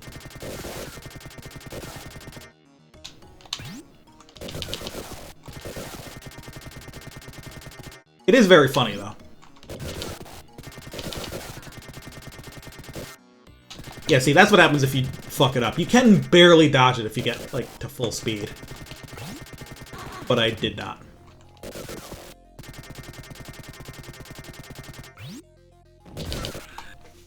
We're good. So this level has 1 more boss. I'm pretty sure I can kill it fast enough, but... Spawns? Yeah, this is Monkey.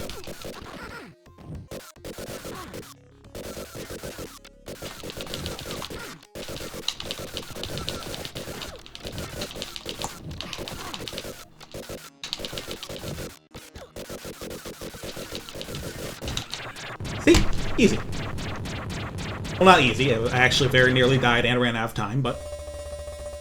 You stay silly.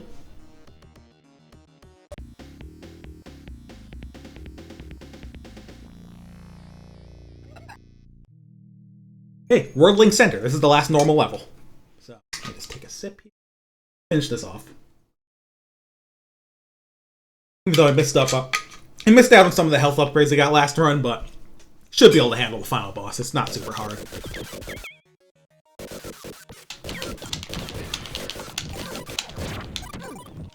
Would love for some health pickups, but I might just die.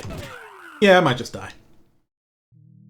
This level is pretty cool, so I do like it as like a final regular level. Which is more than I can say for how Vectorman 2 ends. This last normal level is kind of a wet fart. But...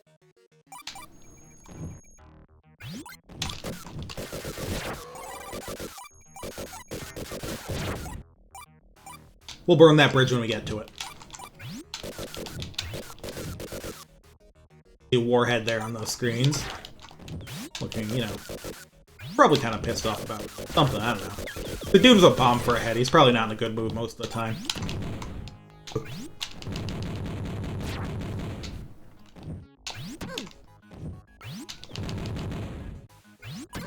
You could say he has an explosive temper.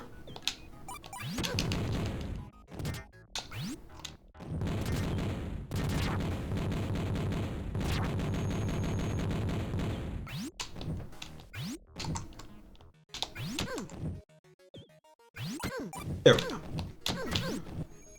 More of these kind of conveyor belts, and there will be vertical elevators going through them. Just like the bamboo factory.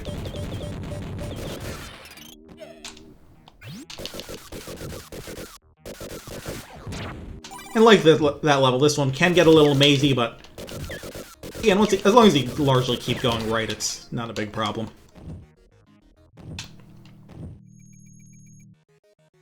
But I do like the look of this place.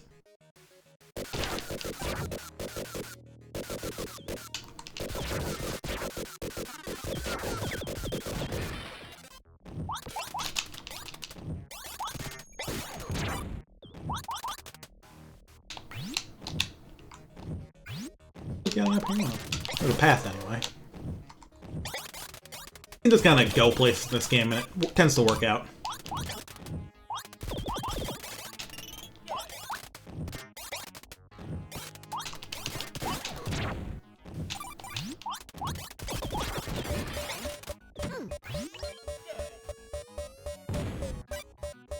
Oh, what's down here? Made it here last time. Or maybe I did, I'm just stupid and forgetful. Or just forgetful. Not stupid. I might be smart, that could be cool too.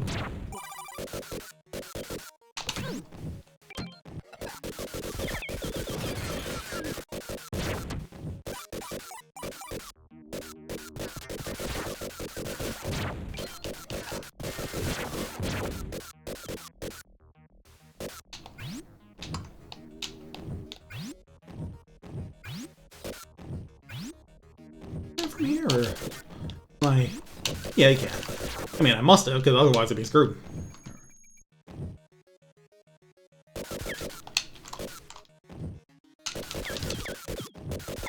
Good in that.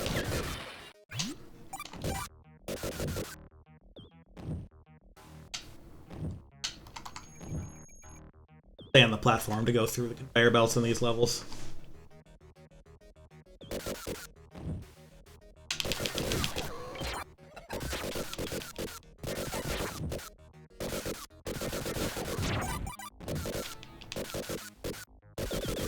Those little bendy arm, like, lever-looking enemies can't actually shoot, like, straight above or below them. Are they stupid?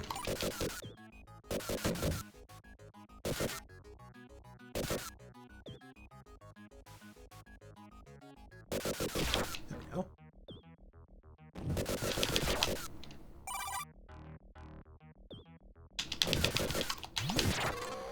Well, let's just do that to them sometimes.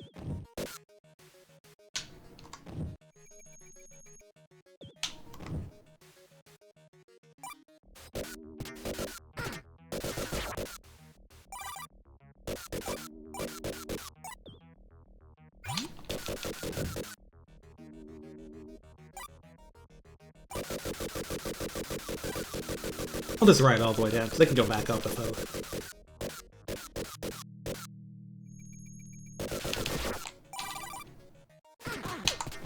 Rude.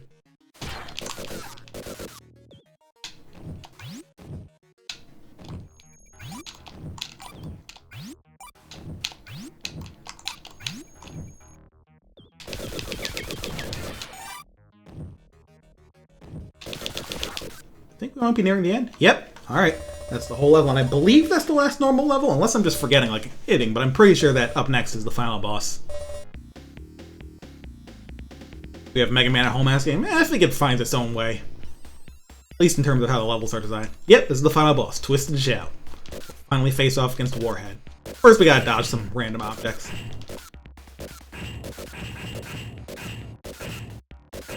This boss is very cool presentation-wise. Actual strategy for beating him, a little cheesy.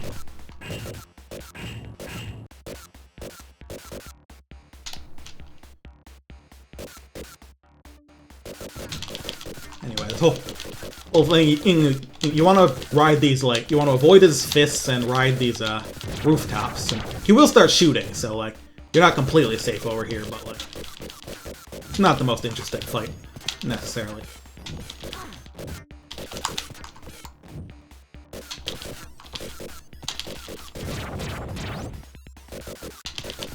Also, as he blows up, he'll drop some health towers, but it's very hard to pick them up safely, so I wouldn't recommend going for them.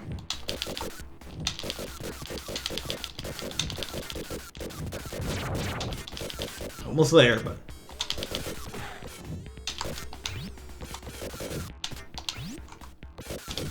a little worried about how this last phase might go, actually.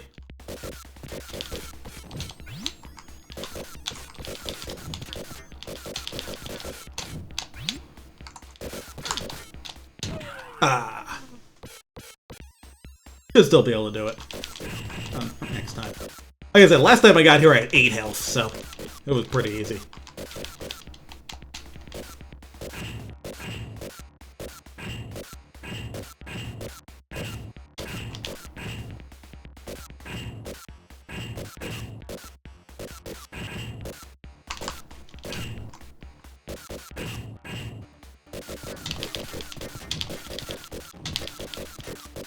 But like trying to get near him and dodge the hands is just an exercise in frustration.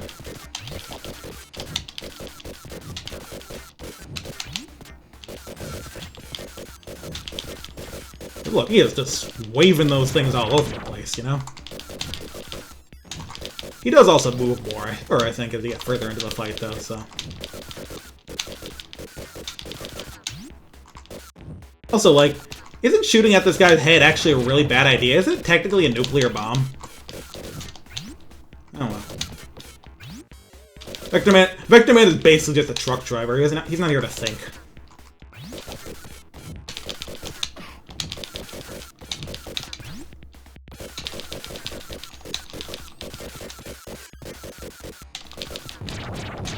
Yeah, there we go. That's Vectorman.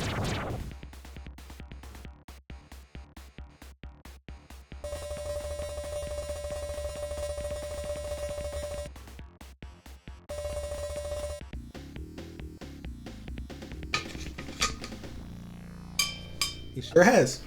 And for your troubles, Warhead is vanquished. The Earth is safe for the return of humanity. Earth has a new hero, Vectorman. Then after that, get this cute little casserole.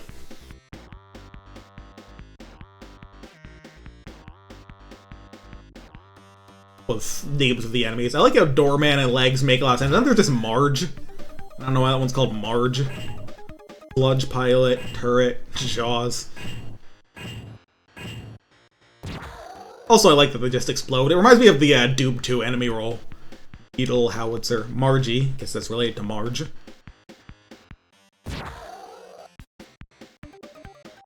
Yeah, I think this is a neat little game. Like, that's sort of like Genesis action game that's like not super long, but has some good challenge to it, but just like kind of cool. It helps, like the cool, like kind of gritty sci-fi look to it is neat. Sludge Barge. Unfortunately, they don't blow up the big bosses on this screen. It also misses like the really big like gimmick bosses, but I don't like them. I guess they're okay. But there it is, Aurora Borealis at this time, the whatever. Clockwork. That's probably mad about a raccoon or something.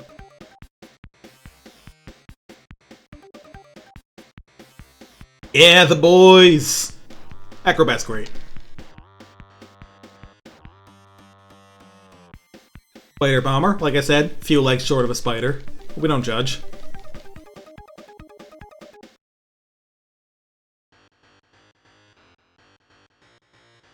I guess this guy took the spider's legs.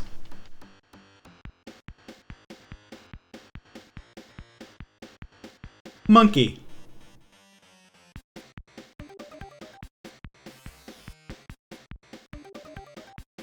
And Warhead. Got that nightmare-ass tornado body. And some other folks. Which I think is kind of funny.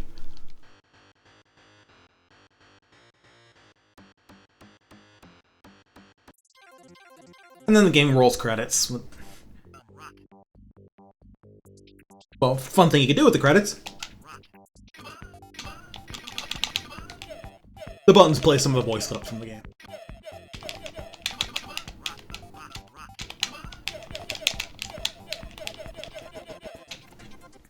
Other than that, though, that's Vectorman, which, as you see, is a bit short for a stream game.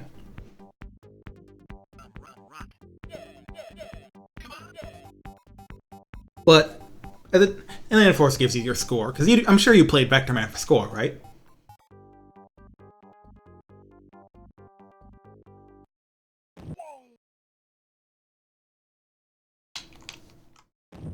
Still really funny that you get to just do this.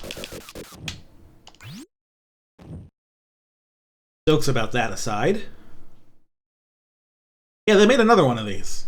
Which, like, this was already a late Genesis game in 1995. Vectorman 2 was an even later Genesis game in 1996.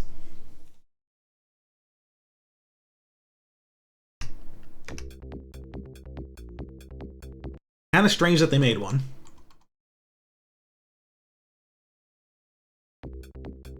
And a lot of people say this game's a little worse. Probably is. It's definitely, like, a little... I'm not sure if it's actually longer or just feels longer. It does have a little animated intro, though. Flying the old sludge barge. Does this, which kicks ass. Yeah, he does look a bit different in this game. He eats shit to a fucking missile, and the game starts. Well, it sort of starts. This little intro with the, like, helicopter transformation. It looks first, but it's realistically it is like barely gameplay. You must collect photons, spam the fire button, and blow up the bugs before they even get on screen. But it sets the stage nicely. By the way, I was never quite sure of, like, the story in this game's intro, because it doesn't give you text in game, but, like, this planet is Earth. He's just, like, the missile that shoots him down is apparently, like, from some, like, weird creatures that started showing up, so. Anyway, this is the first actual level. It's kind of a big, stupid maze. I mean, it's not that bad about it, but, like... Now, one thing you're going to see me do in this level is... I'm going to be, like, more careful to get all the photons and the power sacks, which replace the monitors in this game.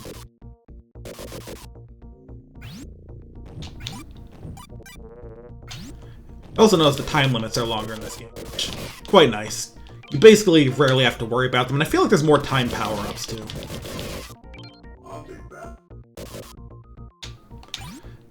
I like kind of the moody look of this opening swamp level.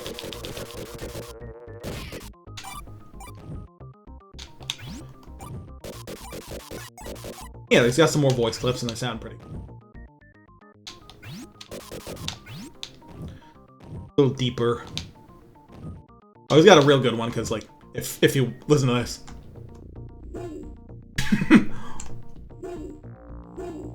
Oh. You actually go on this level is down the hole. Now, theoretically, you want to get those photons off, get back to the surface and grab them. You can do that right here.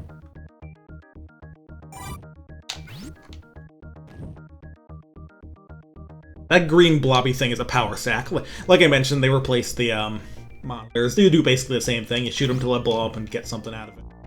The game keeps track of how many you...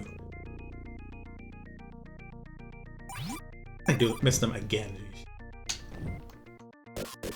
Now, technically, for what I'm trying to do here, you don't have to get all the photons and power sacks. You have to get, like, most of them. I think the number I saw cited as a guess in, like, a game FAQ's guide, it was around, like, 85% of them, but I know where nearly all of them are in this level, so no reason not to. Yeah, he's got a couple extra voice clips, too, like you heard it 2 times. Yes! From him. Mentions, like, the various power-ups he gets.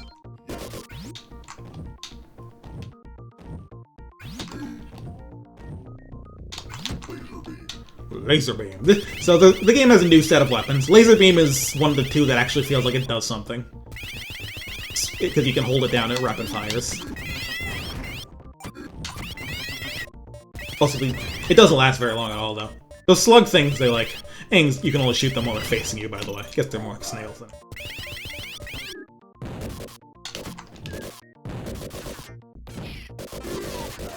But you can still just duck under their shots and...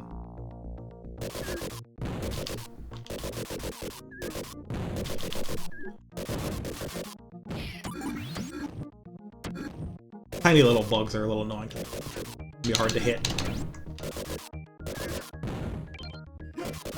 Now, this game I actually played a good amount as a kid, but it took me a while before I got anywhere, and I never even got close to beating it.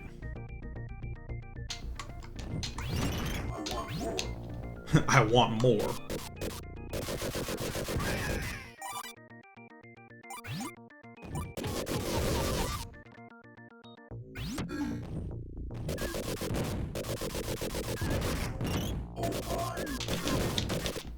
Man, the kind of like deep blues and greens, but with like a red glow, that's like one of the most Genesis palettes I can imagine. This is Pulse Beam. It's basically just a normal shot that does more damage. There's a couple of power-ups that are that for some reason.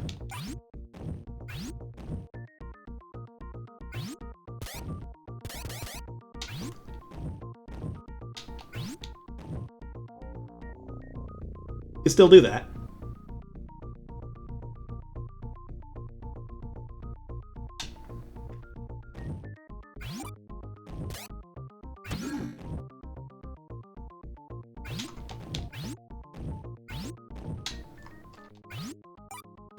One that like hides there. You can tell it's not a very good power-up because it actually lasts kind of a while. All the good ones go away really fast. Did that room. Like I said, the levels in this game get a little more maze-like. It's not always super hard to know where you're going, but you're not always just going straight to the right. Actually beat the level.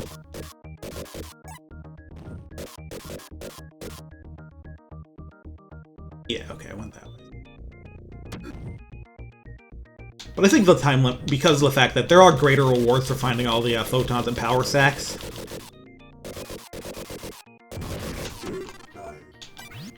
The time limits are longer because they expect you to actually look for them. Which, very nice of them.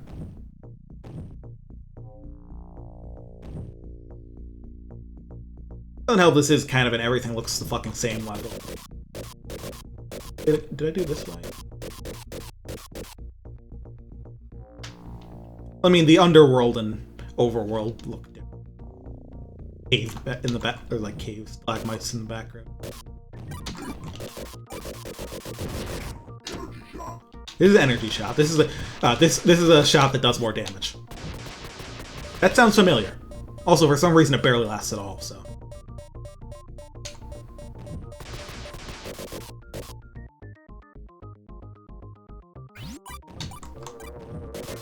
By the way, these flying, like, worm-looking things, worst enemy in the game. Fucking hate them. Which is a problem considering that they're, like, basic enemies. Fucking suck, dude. They just fly at, like, weird angles and can be hard to hit with your guns or your jet boots. Without... They show up for a good amount of the game. The spiders are not much of a problem, though. These wouldn't be a problem if they weren't at least in...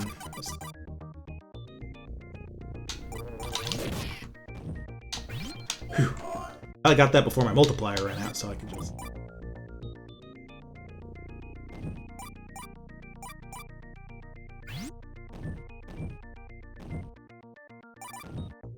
Okay.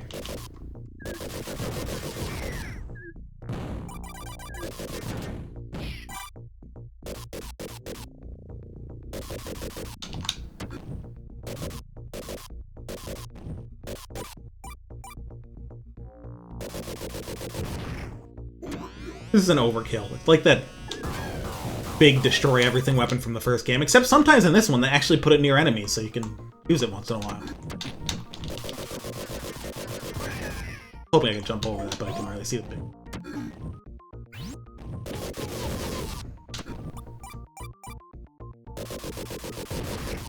Here's the one-up. Wish I could have multiplied it, but when I beat this game, or got to the end rather, before, I didn't have nearly as many lives as I did on my they did for Vectorman 1, so...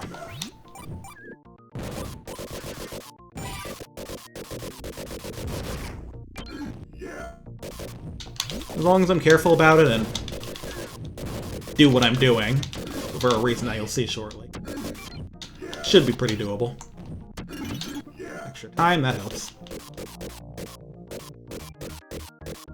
Here's a really good demonstration of how, like, your shots light up the dark areas. It's very cool. Hey. Hey, come play with me.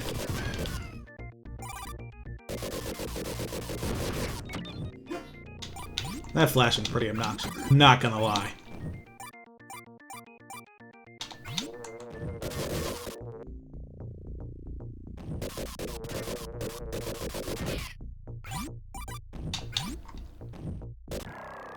Whole level, which should have gotten everything. Let's see. All power sacks. All photons. Cool. Anyway, the reason I did this is because this game has bonus levels. You can get some useful stuff out of it. So, as you can see, much to my delight, this is a shoot-'em-up level. Much to my, whatever the opposite, chagrin, it's a shoot-'em-up level with fucking momentum in your movement, so it sucks ass to control and you kind of slide around everywhere. Also, I'm almost dead in it, which is really annoying. Please drop some health. Please drop some health and don't shoot me. Pretty please. Now, if you die in a bonus level, you don't lose a life, you just get chucked out of it to the next stage, but I would like to go as far in this one as I can.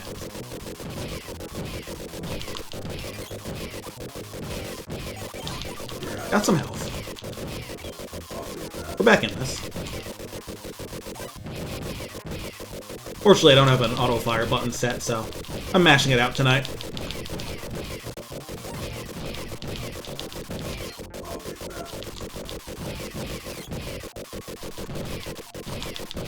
Anyway, you can see it speeds up over time.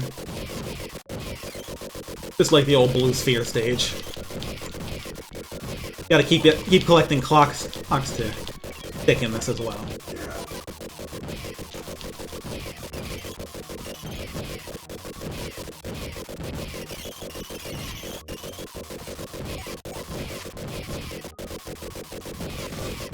Behind me. He's right behind me, isn't he? Also, it gets very hard to see things because, you know, these rings are in the fucking foreground. Ah, and I missed the one-up that was on screen. Oh well.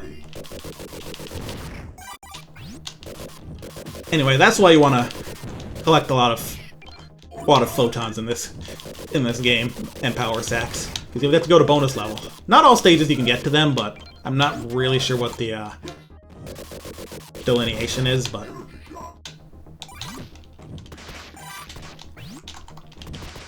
Also, these like little flying guys are kind of funny. Like, if you hit you, yeah, you'll take damage, but they'll also change your color. I'm purple now. Anyway, this level is like first one that really shows like the different in ways they were going into level design in this game, because the goal of this one is go up, stupid. If you get hit and knocked all the way back down to the bottom, that's your fault, idiot.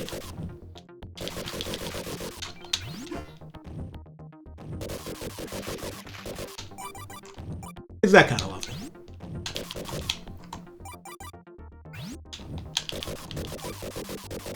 Vectorman comes in many flavors, like blueberry.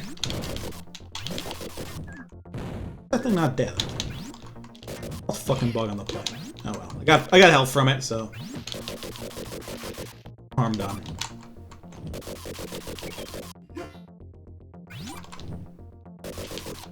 Anyway, besides the vertical aspect, Bog Jump shows another aspect of this game's levels, which is that they just like to be fuck huge. This place is fucking enormous. What? I don't know. Gotta get value in there.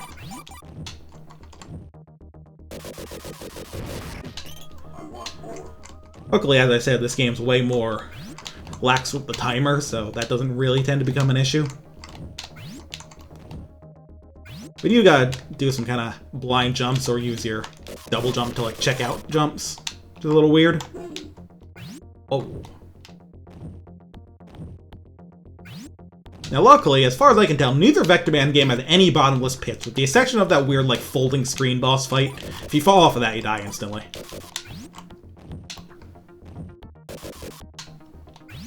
After hours of After hours of trying, I got to the stage, aged, and got filtered and played Shining Force instead. Okay, you definitely had the same collection that I had this game on, because I remember playing Shining Force on that one too. I never got anywhere though, because I never figured out yet or how to save. Didn't know you had to go to the church to do it, because I didn't know what Dragon Quest was. Oops.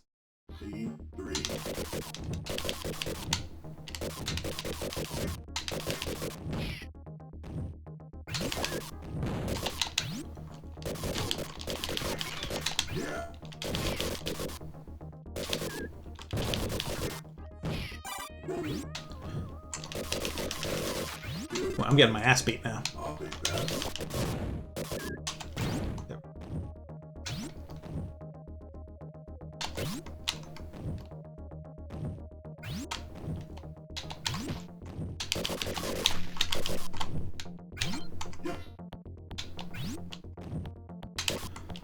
See, the thing is, I don't think I ever even found the fucking building that was the church. Like, I just didn't find it. I don't know how. I think it's also because, like, I was kind of more interested in getting to the battles because they were, like, the actual video game. I might try Shining Force again one day. I kind of want to play a Shining Force 3 since I think, like, that's got, like, fan translations for the later parts of it nowadays. Not totally sure if they're finished. Also, these guys will show off another new mechanic of this game. Some enemies will drop special unique power-ups. This first one's just a shield, which... nice to, you know, be invincible, but... nothing unique about it, per se.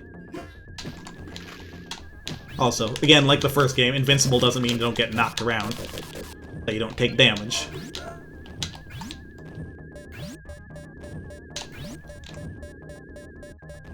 But those little A icons when you destroy certain enemies, those will stay relevant throughout the game in different ways.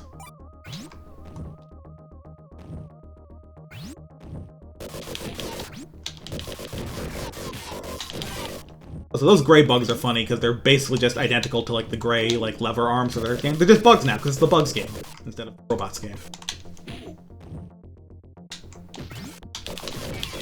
Whew.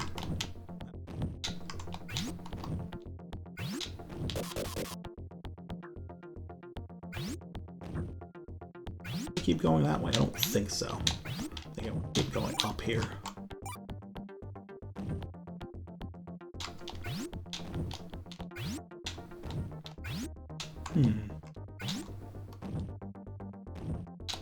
There we go. Whoops. Missed.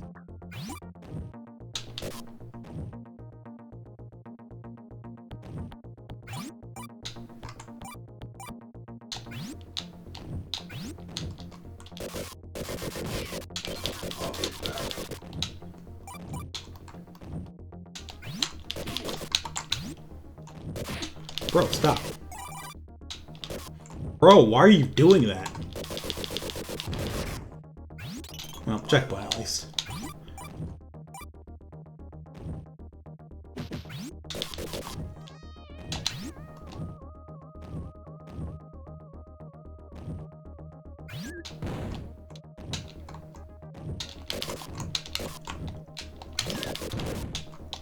There we go.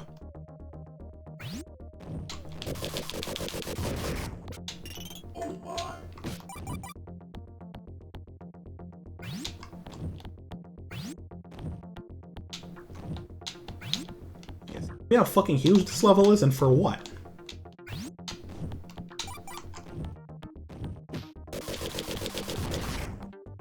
This is the good shit, though.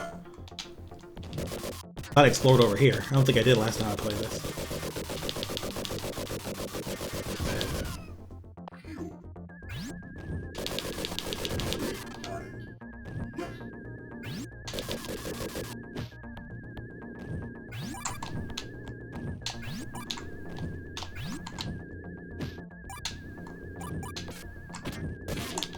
Oh, bullied.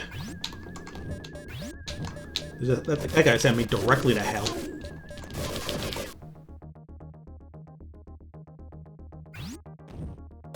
Not nice. Wait, another one in the same level? Wow, they were just putting anything in places here.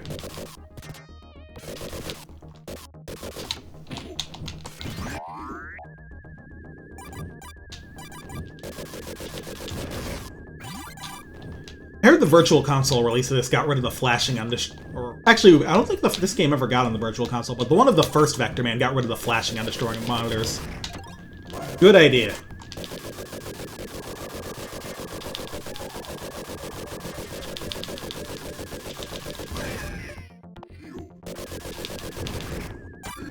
It's not pleasant.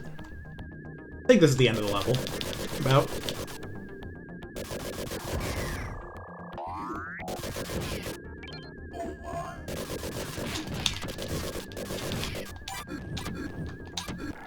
Yep. How much did I get in this level anyway? 16 out of 25. See how fucking huge this level is? So yeah. Anyway, this is the first boss. It also kind of sucks. Well, it doesn't suck that bad. It's just like weirdly simple compared to like...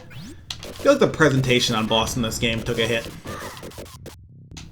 Like, I guess this is like bigger and flashier than a lot of like the not gimmick boss fights, but compared to like the tech going on with the weird gimmick ones, it's really basic. What you do is pretty basic too. You just shoot the heads and avoid fireballs. You can get fancy and blast them with your jets too. One head down. This boss is like fine. The whether it shoots or not is a little randomish. Sometimes it shoots a lot, sometimes it does.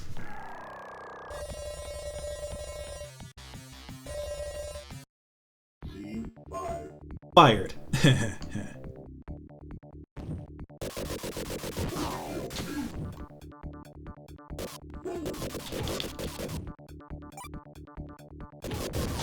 This is a lava level. You can tell because there's lava in it.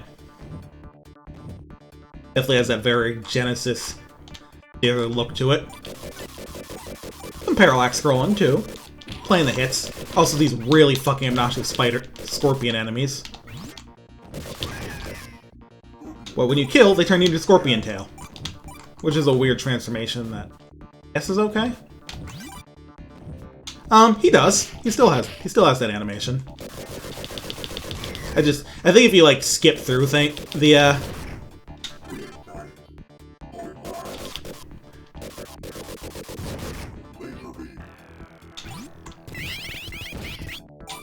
animation, he doesn't always do it, but he does do it still.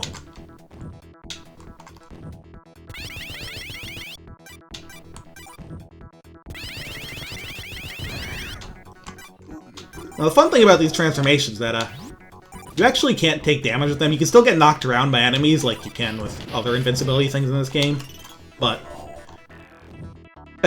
the Scorpion Tail can walk across lava for reasons unknown.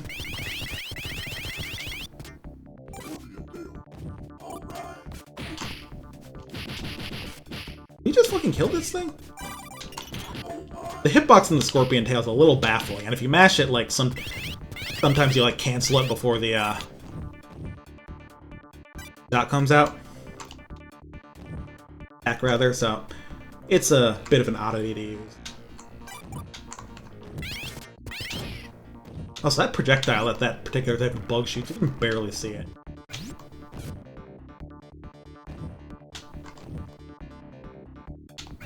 And this is the part I think it is. I have to actually hold off on killing that Scorpion. Yeah.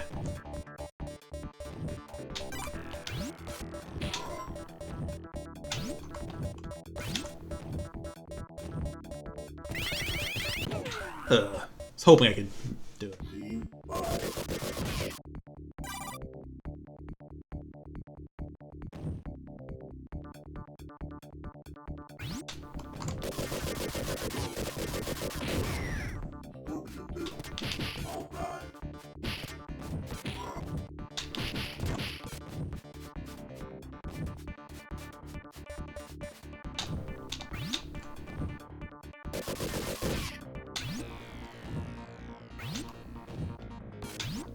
So does that like rock path stay destroyed here? Doesn't have to re-destroy that.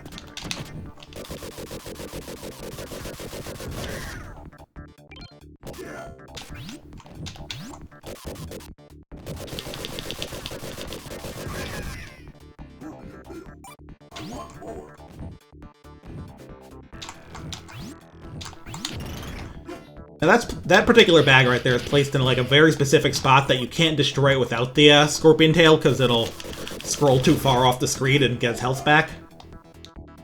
But also all it gives you is more time, but if you want to destroy every power sack in the level, you need to do that.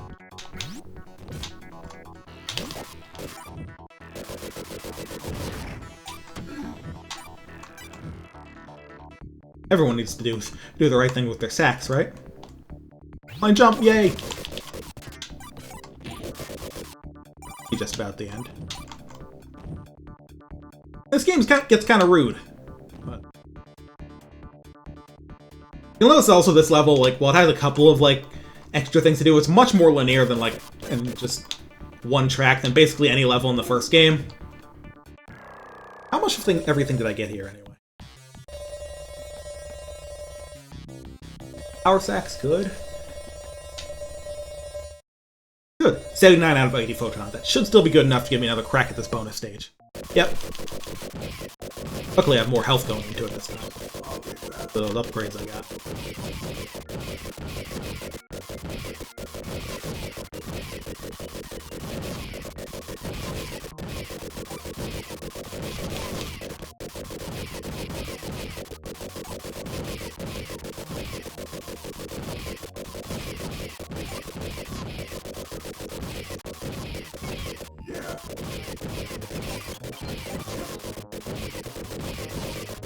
So then here, like, I think if I'm lucky I can, because, like, you can eventually get a 1-up in these, and I think if I'm lucky I can even get a, another health upgrade. That's, like, the main reason I'm interested in these.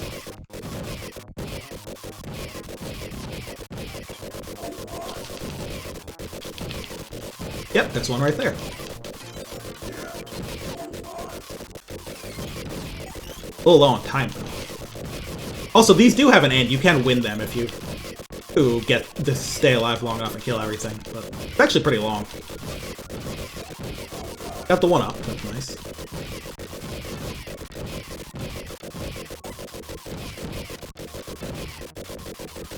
Cutting low on time, but big clock circle here, so.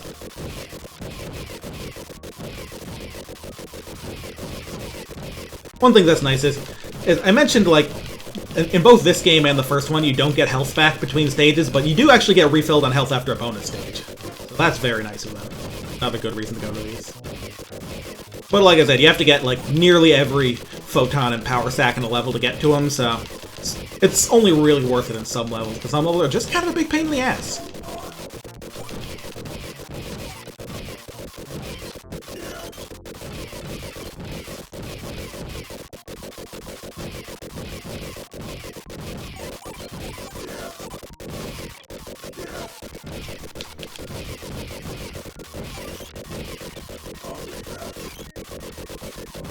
One of them, it's annoying when they get past you, because then they'll, like, swoop around from behind. I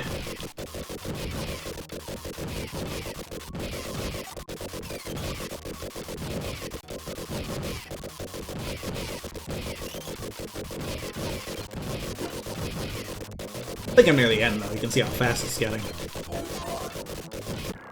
Yep, there we go. Get some bonus points, really, is all. Alright, Magma PI. Great name.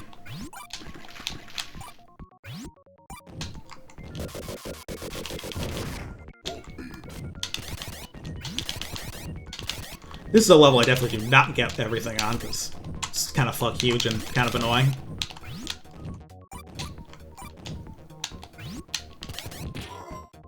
I mean...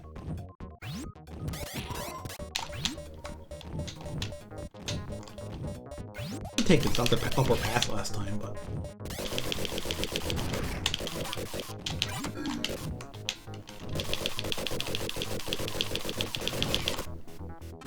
Need this if I want to heal up. Don't fucking do that, man. That's just me.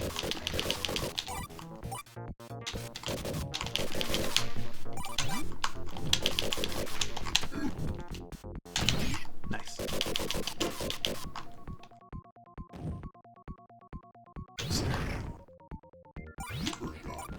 Super shot. Another shot that actually does something different. It bounces off walls. Cuts through enemies, too. You don't get a ton of shots of it. I always forget that the power-ups in this game are actually based on ammo and not time, so if I don't run around mash and shoot like a complete moron, I can keep them a little longer. But I like doing things like a complete moron. Plus, shooting ahead of you is just useful in this game.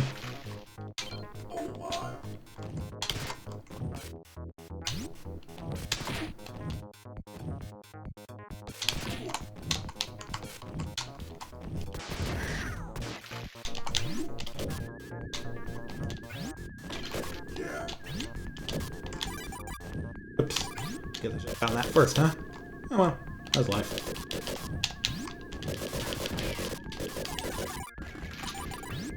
Technically, I can go back and just drop it down like that. So. See? All planned, actually. There's a checkpoint there, so glad I went back for that. In case I die in another stupid way. Yo, they put Vectorman in Project MEX. That rules. Good for him.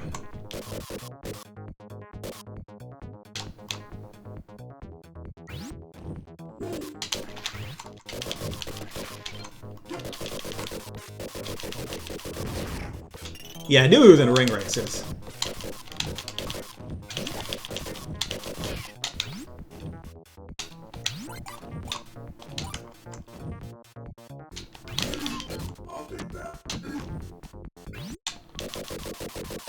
I'm sure this background is doing incredible things to the encoding.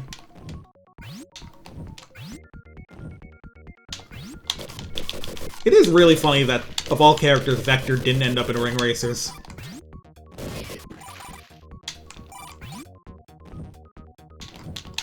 Or as like a base roster character. I mean, I'm sure someone's modded him by now, but...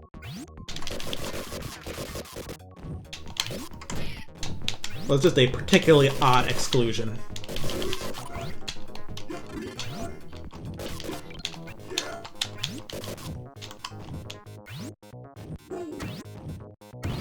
But yeah, as I mentioned, one change in this game is, unlike the modders, you can destroy the power sacks with your boosters, which is fun. I don't know what the fuck is up here. Photons? That's fine, I guess.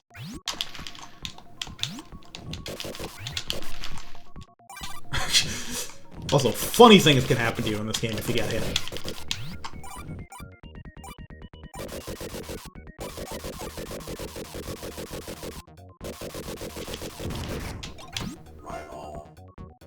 I think my ×3 ended just before I picked that up. I'm really not doing so bad on lives anyway. Yeah, I think I wouldn't be surprised. Like, he's a pretty notable character, and people like him, and good source of funny voice lines.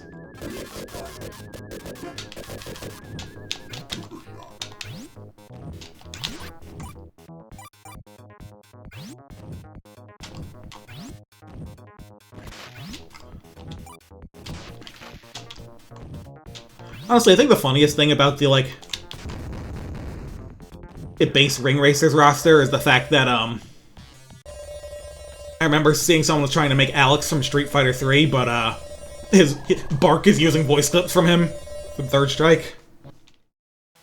Anyway, this boss is annoying.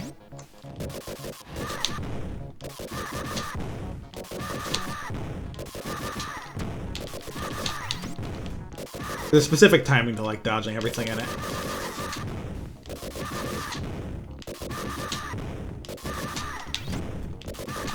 If you do it wrong, you'll just... fucking shot. Luckily, I've got a full health bar now, so...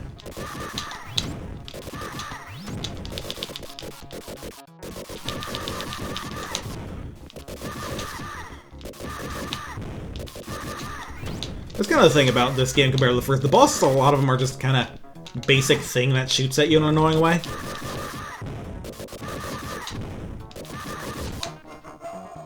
I feel like there was just more going on with the ones in the first game, even if some of them were kind of weirdly designed.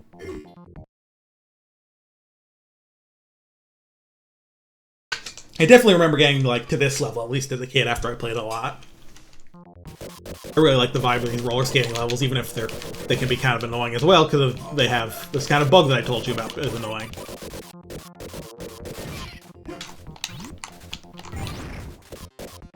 Anyway, the nice thing about the roller skates is that if you just tap forward a little bit, once you gain speed, you'll actually keep going without needing to hit the,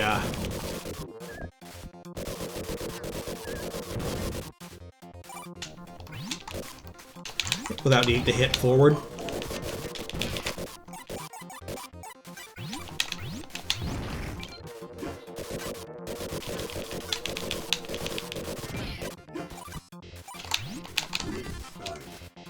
I guess the trick there would have been to go to the end, get the 3 times, then come back for the 1-up. Oh well.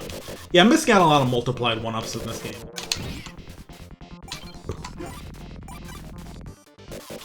I still don't think I'll have tons of trouble clearing it, if I'm a little careful, especially during levels like these. I definitely lost some lives in this in my practice run earlier today. Hating areas, because they just put the annoying bugs in these. But I love the music in them. Very pump and beat.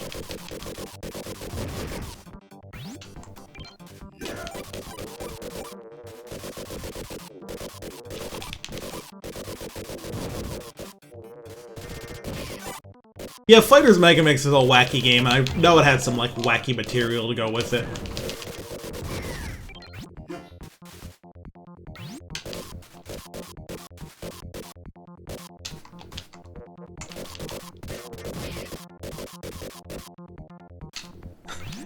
Oh, Bede's voice is from Bomberman? That's pretty funny.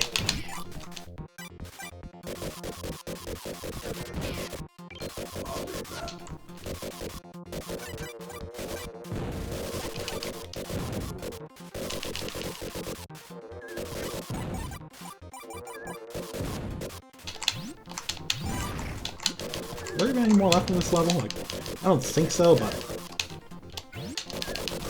Oh yeah, also, weird thing about, like, Skating Vectorman, you can't shoot down when jumping like your old Vector can. I don't think there's anything else here, so I can... Yeah, that's the end of the level. Hello, Power Sacks. Did I get all photons? Most, all but one, but I'm not sure if you can go to bonus level from this stage. Okay, you can, and this is a new type of bonus level, Orbot Orbit. This is like a weird asteroid sort of thing. The actual goal, though, is to collect the items orbiting the planets to blow up the planet. And also, but also, like, the thing about this one is it controls as insanely as it looks like it does. And the meteors fall randomly, and the enemies appear randomly, so it's a bit of a wacky crapshoot. Also, you have to kind of look around to see where the orbiting objects are sometimes. The health power. Yeah, here you are.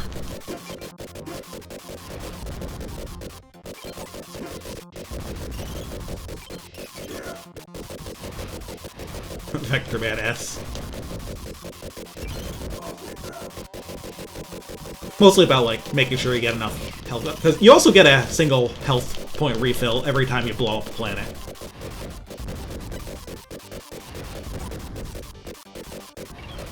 And sometimes enemies drop them.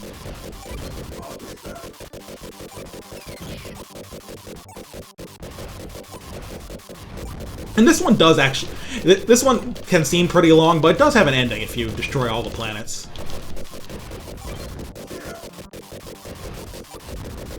It's a bit of a crapshoot if that happens.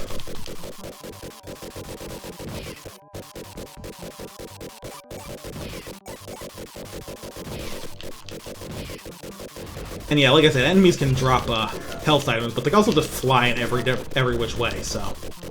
Actually, if you're gonna actually get them, can vary. Or are you blowing up planets like narrative? This is a bonus level, so nothing matters. That's about all I can think of. Maybe bonus levels just aren't canon.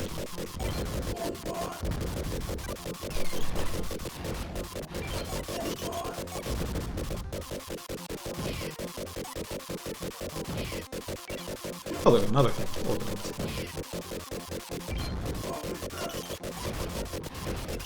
Multiple clocks around that.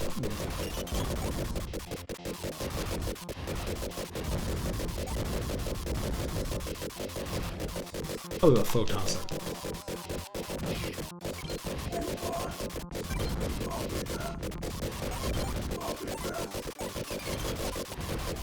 But yeah, this particular bonus stage is kind of nonsense, but it's funny. Is it? Oh, well, there you go. Didn't make anything that amazing. Didn't get anything that amazing out of it. You can find one-ups in there. Maybe even another health upgrade in one of them, but...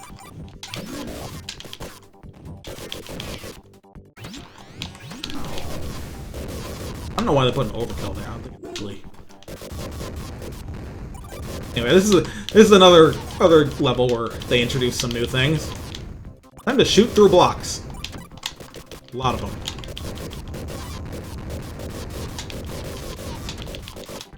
Weirdly enough, last time I played through this level, I actually got all the photons and power sacks, but I didn't go to a bonus level anyway, so I don't know what's up with that.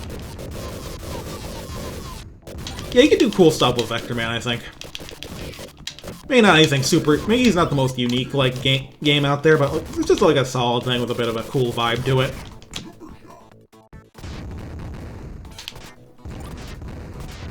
This is a funny power-up to have here.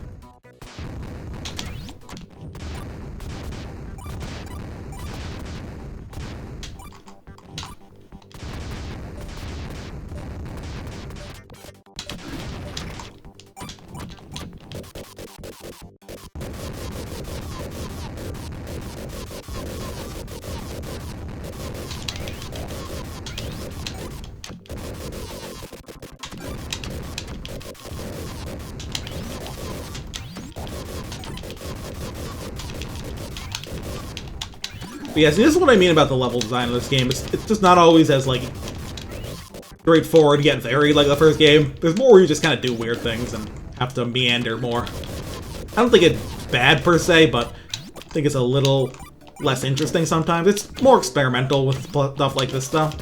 Oh, right. Here I gotta fucking book it.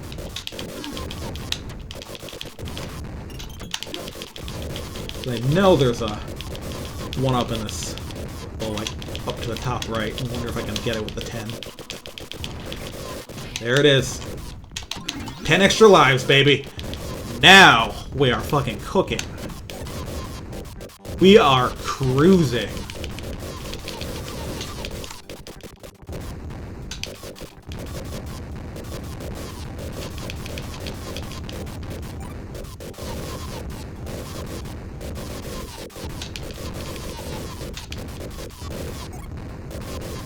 Yeah, that is the thing about this game. When you learn a few things, just a few things like that, you can make your life so much easier.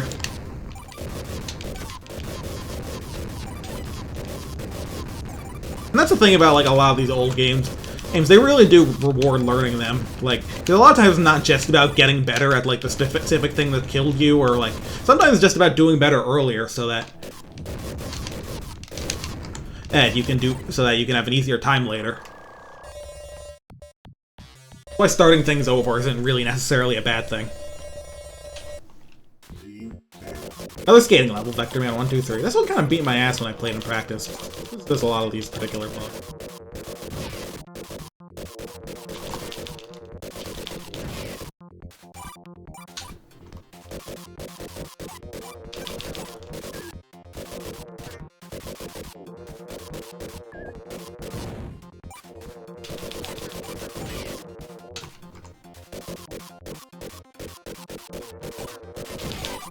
I know there's useful stuff to find in it, too.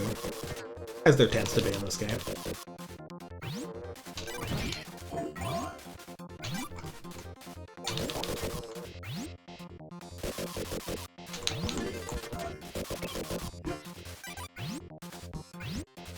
The other thing about these levels is that there's so much shit in the foreground. Like, why would you do that, man? That's just mean.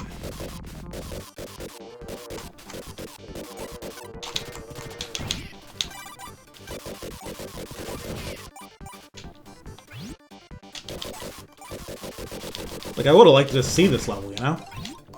One up there, and I had a 3 times multiplier. We are sitting pretty, if you ask me.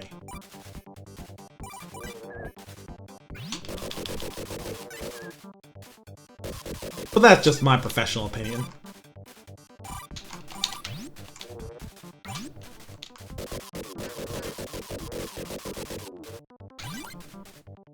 7 max health, 21 lives. Yeah, we're making it. We making it out of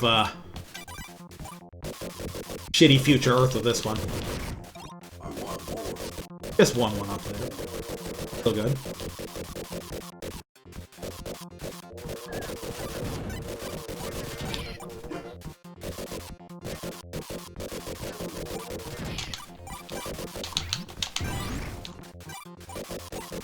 But yeah, those low-flying worm bugs, you really just gotta hope they'll cooperate. They frequently don't.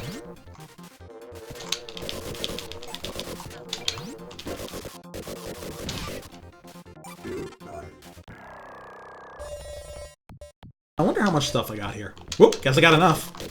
Like I said, there's useful stuff to do here, so how about another round of Orbot Orbit?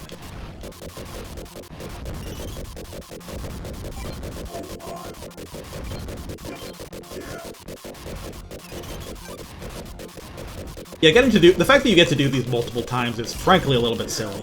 But I think this one might have like the second time you do it might have a health upgrade.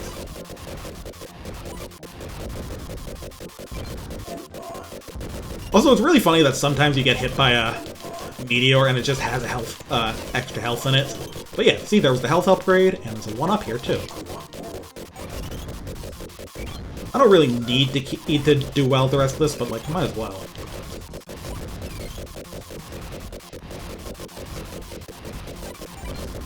Another 1-up, I'm never sure.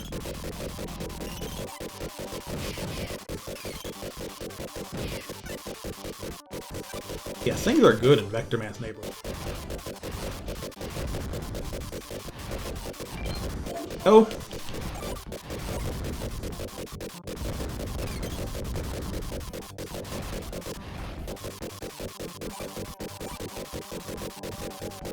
It is also funny that you get all those things orbiting a planet and it just blows up.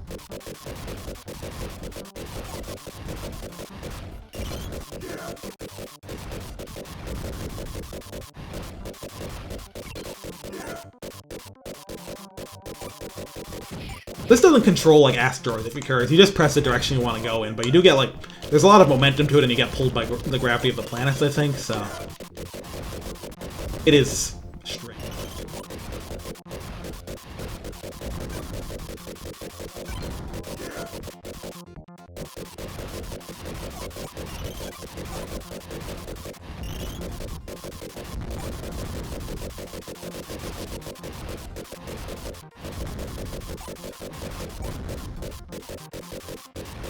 Way out there, huh?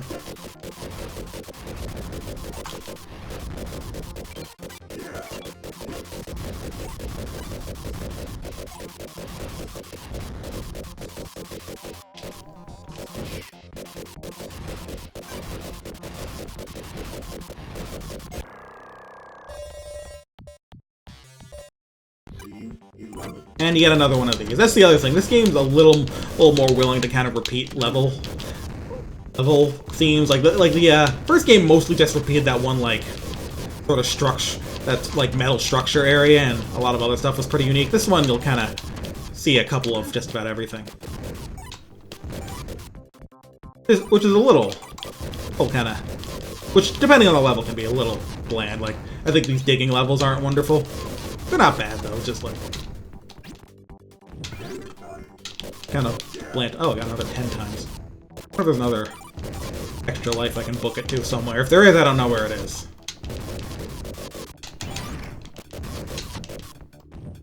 Oh, that's the end of the level. I probably could have found one, but I don't care that much. I'm doing pretty well. Roller derby, one more of these.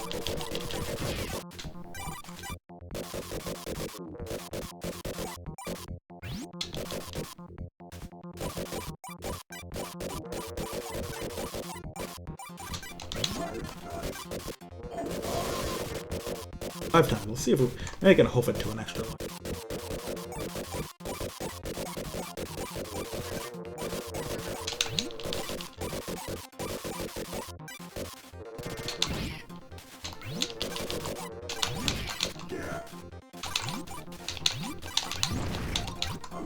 Perfect.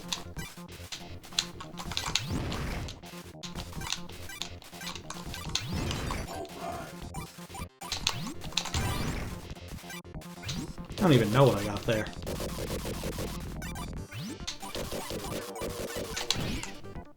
That was nice.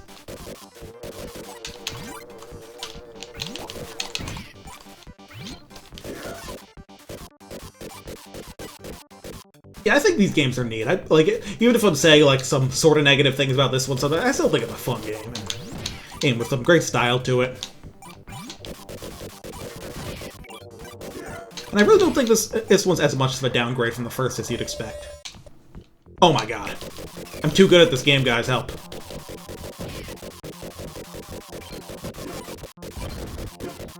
Kinda wish you could just choose to exit this one, but I mean, if there's stuff to get, I'm not gonna just give up. I doubt it's gonna give me like another health upgrade though.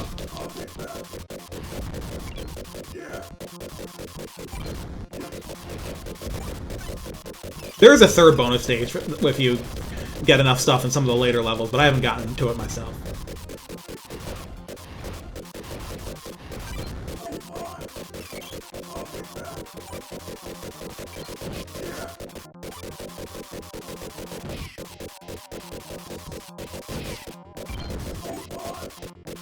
These do have the same banging music as the rollerblade levels.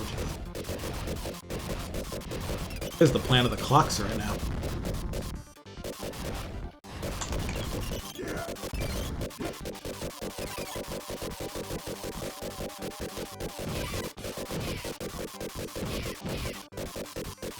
This one's all photon. All one.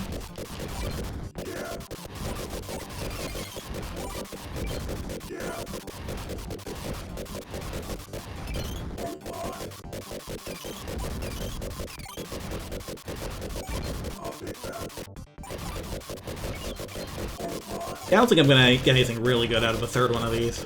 Weird, I wonder if it's always the second one that has like a health upgrade in it. Obviously, they don't have. Obviously, I'm guessing they don't have one in every single one. The game's already not that hard when you can.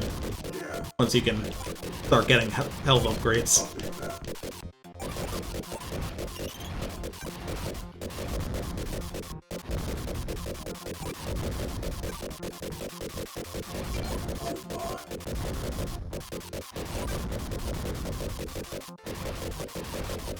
The funny thing I read about this game, just looking at a guide to figure some stuff out earlier, is that the game actually has different difficulty levels. I'm on the default difficulty level, which is called Cool. There's an easier one called Lame and a harder one called Wicked. But apparently the lower difficulty actually like caps the amount of health upgrades you can get lower, which like the amount is still 10, which is like more than I've ever gotten in a run, but apparently on higher difficulties you can actually have more health. I'm not sure what the differences there are though, other than bosses having more health apparently, which I don't really want, so fine. I'm fine with being cool now.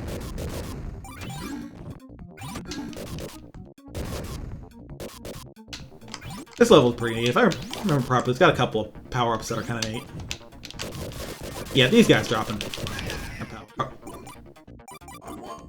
The fist. Basically just a melee attack that one-shots things. Sort of like the scorpion tail, except you can actually hit with it.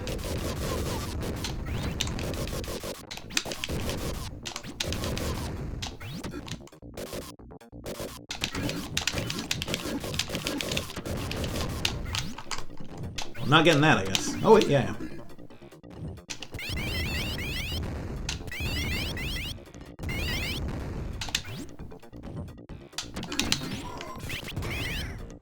Went for the fancy shit, but didn't work.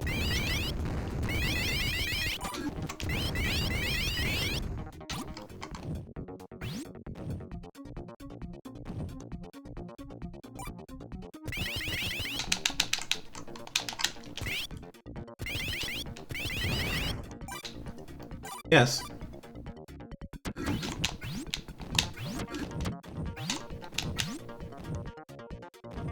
Pass then? Oh yeah, there was this guy. Again, slightly more mazy levels, but I don't think it's to the point where it's really to the game's detriment. I know some games get, some like 2D platformers get to just really being some shit-ass mazes. No one likes that, but I don't think this game is too harsh about it. Oh yeah, there was a path up I didn't take because I didn't want to jump through that platform. Yeah, that should be the way forward. Not here. Here. Alright.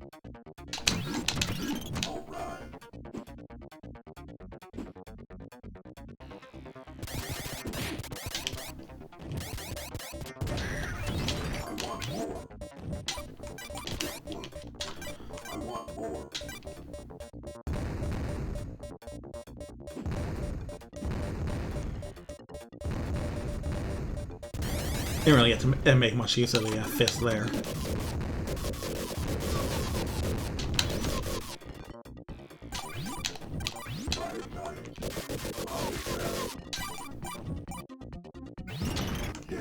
Fuck, did I get a 9th health point? I don't even remember what I'm getting anymore.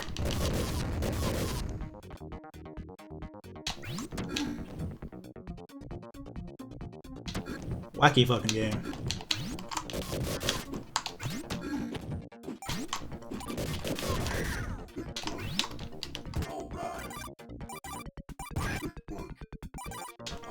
But yeah, as you can see, the fist does just one-shot the punchy guys, which is pretty funny.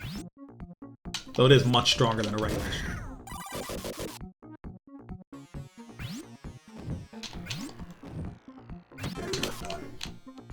10 times, huh? It would be really funny if I found a 1-up with this arm. Oh! An enemy randomly dropped it 2 times and wiped it. That happens sometimes.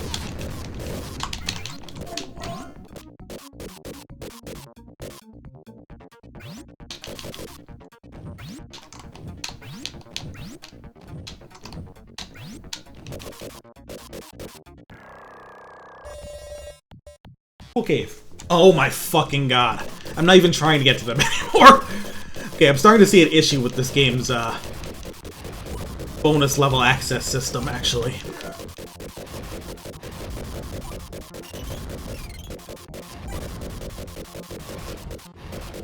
Like, I was just looking for, like, useful power-ups, like 1-ups and health upgrades and stuff. Happened to find a bunch of... Oh, hey, I got a health upgrade out of that, so... Guess this is fine. I guess I'm just demolishing this game today? Like, is that okay with y'all? I'm just, like, apparently wrecking Vectorman 2?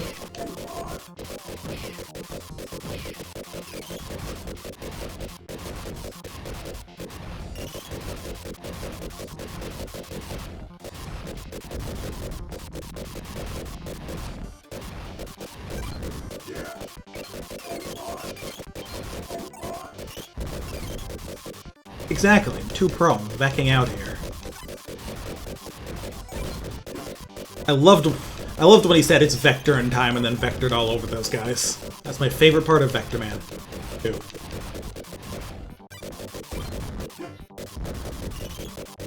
Yeah, that just makes me think of vectoring like the weird like altered form of DI that Smash 4 had like for its first few patches on 3DS. Including the really fucked up version Wario had, where like if he got knocked back, he could just move at speeds that man was not able to. I remember that shit. And when people were like actually running tournaments on Smash 3DS, because it was like it came out like a month or 2 before, or with the Wii U version, that was so funny. And the game was like at like one of its wackiest times there. It's also really funny that like in that launch version, like, hey, Greninja was like really, really good to the point where like the next like 5 patches ended up nerfing him, and it better nerf Greninja became a meme. They've actually buffed him again, which is kind of neat.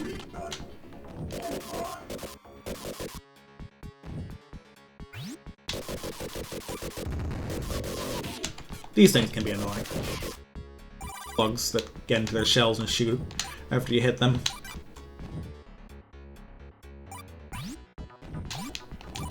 Maybe I should just kind of speed through these levels so I don't get sucked into more bonus levels. It should became the ST Claw. Yeah, and then kept paying for ST Claw's crimes.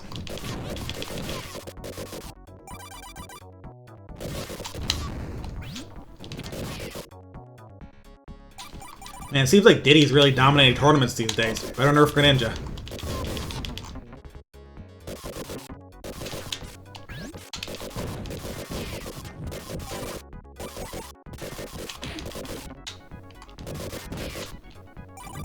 Honestly, it would have been cool to see like a third 2D Vectorman on Saturn.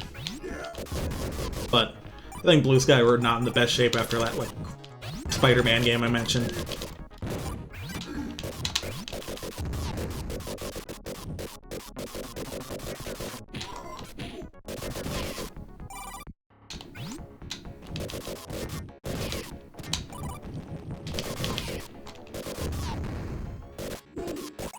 Oh, whoa.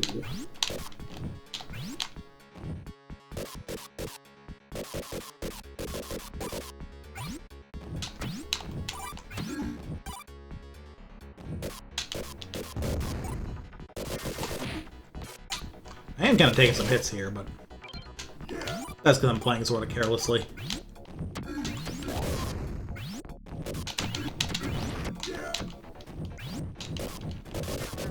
Ooh, new power from these guys, by the way. Rhino Charge. This one's fun. Those annoying fucking... Those annoying snail things? Annoying no more. Also means I can't really hit things on the ceiling like that, but... Whoever fired for your job, that's mean. Might be true, but... But funnily enough, the credits of this game do, like, also mention another studio besides Blue Sky, so I'm curious about that.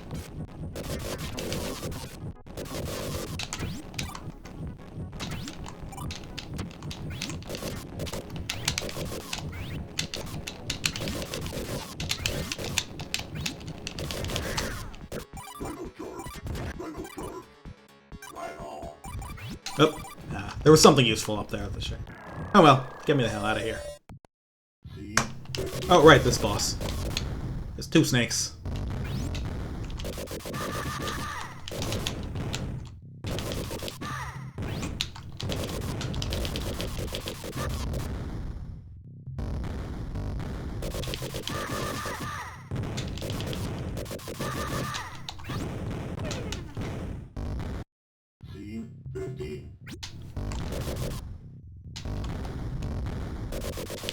Yeah, they are. Rhino Charge is fun to use apart from, like, not being able to hit things on the ceiling.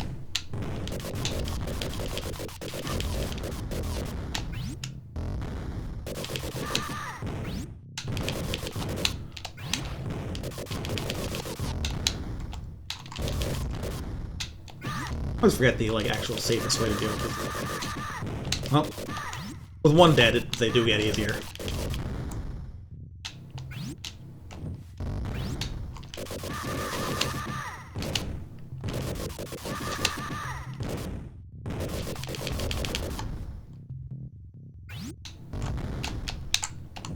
These guys fucking up in perhaps the dumbest way possible.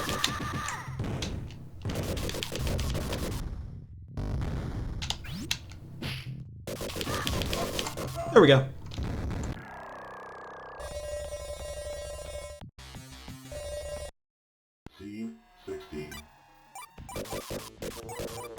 Cycle or Die. Great name. You know, if this is supposed... Oh, if the Orbots are supposed to be cleaning up this planet, they're clearly not doing that great a job of a place like this is here. This level honestly feels more like a level that could be in 1, compared to a lot of stuff in this game. Which makes sense. A lot of this game going for more, like, nature stuff than more mechanical areas of the first game, considering, like, the enemies being weird bug creatures instead of robots. It is cool to have a level like this, too. This level is also fuck huge and has huge, but it's more like a level from the first game in that there's like a lot of different paths and optional stuff rather than just being a stupid ass maze.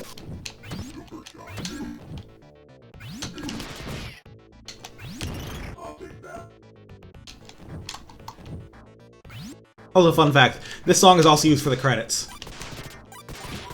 Real sign of a game that is being developed on a reasonable deadline is one where you don't get to have a unique song for the credits.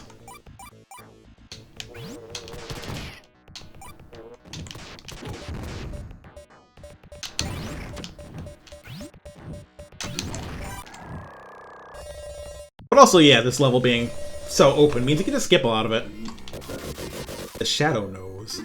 Okay, you see that 20-minute time limit on this level? You think that means because it's just some crazy fuck huge level? It's not. This level is not that long, but also, like, strangely enough, it's actually the only boss level in this game that actually has, like, a level before it. Compared to the first game, where, like, the literal first level has a boss at the end of it, and several others do as well.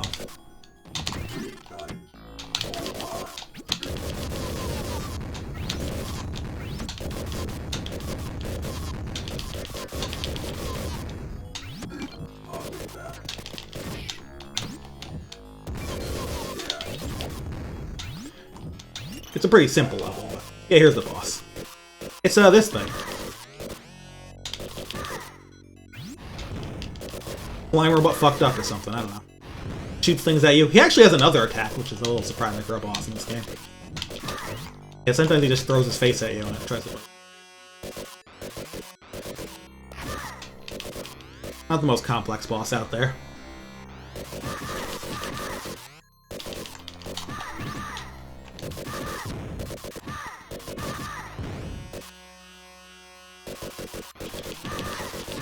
I like that he's just doing Geiga shit in the background between attack phases.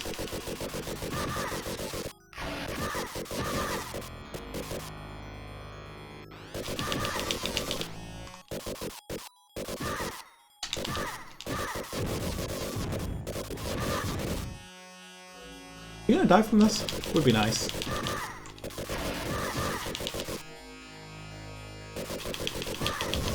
There we go. Not a difficult fight.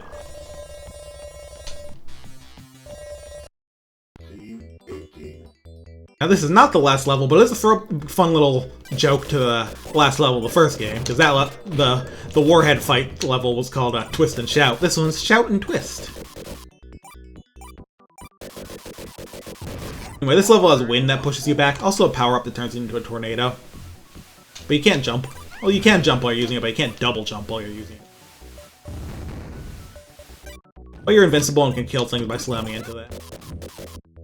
Not all bad.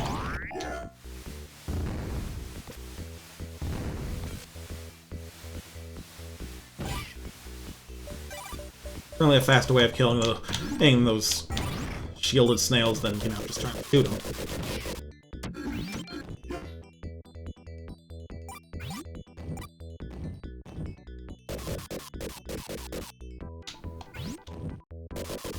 Yeah, I guess there was a tornado kind of transformation in the first game, and now that I think about it, the one he used against the weird Staying Alive, the boss is on like the dance floor for some reason. Let's not do this too thoroughly, I don't know. Actually, we might be far enough in the game that if I got enough stuff at this level, I would see the third bonus stage, but... Actually, because of like those big areas that you can fall through in this level, as well as like, you know, the way this power-up works, it's very hard to get everything, so... It's a shame I can't really show off the third bonus level. There's a level select cheat, I might be able to do it then.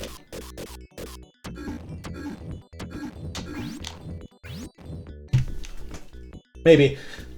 I've never done it myself. Oh, apparently it's called Plan 9.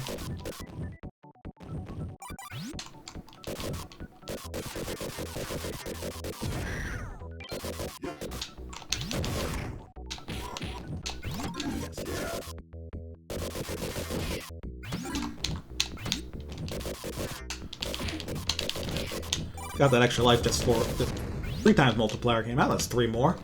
I like how this game just kind of says, get some lives, asshole, but man, I gotta stop messing around and just wait for that platform like a normal person.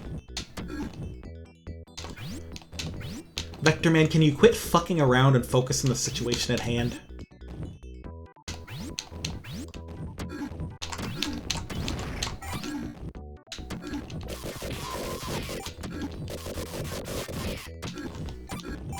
This level is pretty large, too.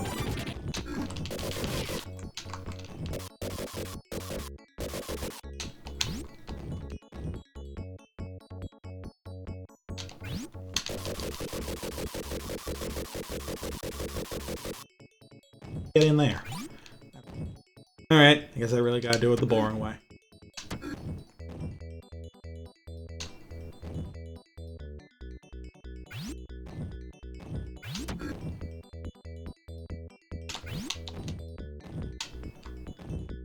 About to be like, am I running slower to the right? But I keep forgetting this level literally has like wind pushing you back. So yes, I am running slower. Oh, there is one very nice thing they do. You don't get pushed back when you're standing on this moving platform.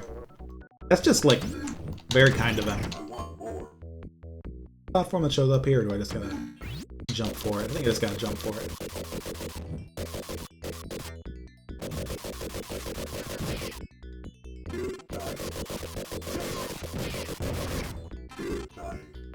Guess the game really wanted to have a 2x multiplayer, huh?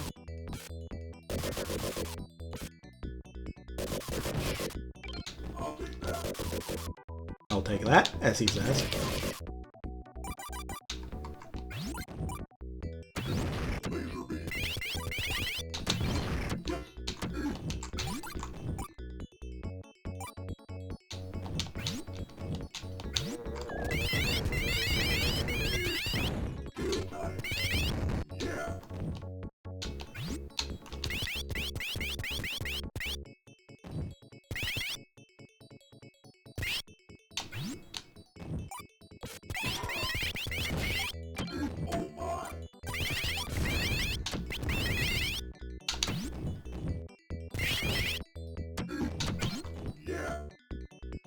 And pretty now.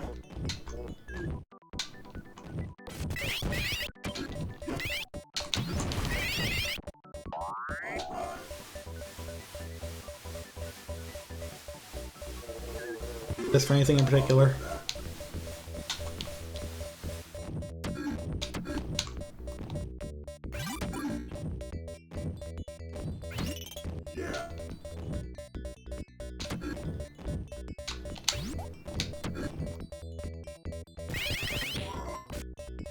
There's really not enough room to like properly dodge the snail things at this point. Like narrow corridors like that. It's a little thing they do a few times late in the game that's honestly kind of mean.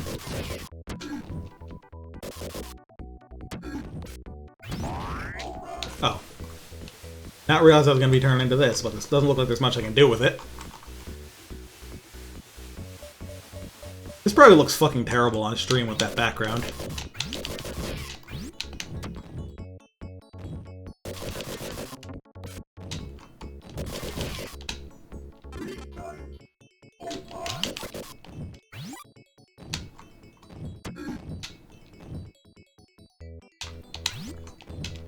Like, maybe it's no JJ Squawkers, it's his final boss, but I doubt it looks great.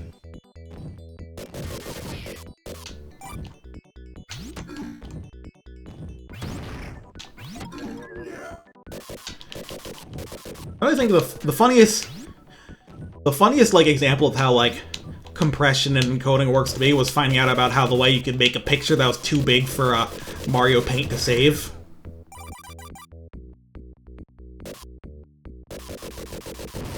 They use like a simple sort of encoding that allows it to more or less just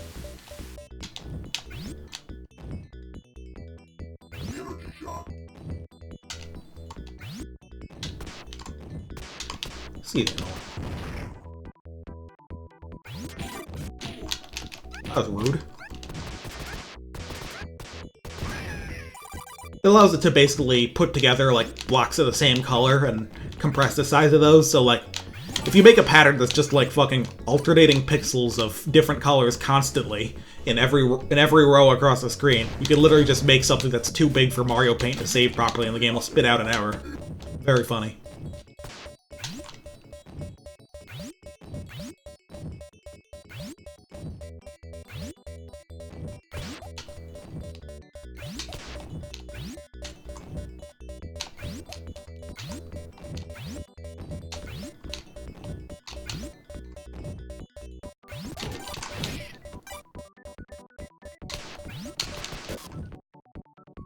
That freaking beep.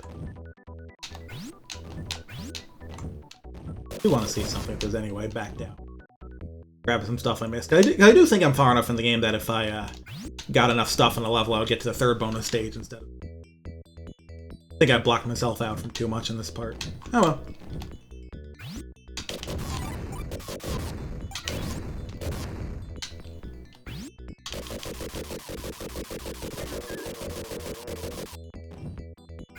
All these big pits give me power. Be in them, if anything.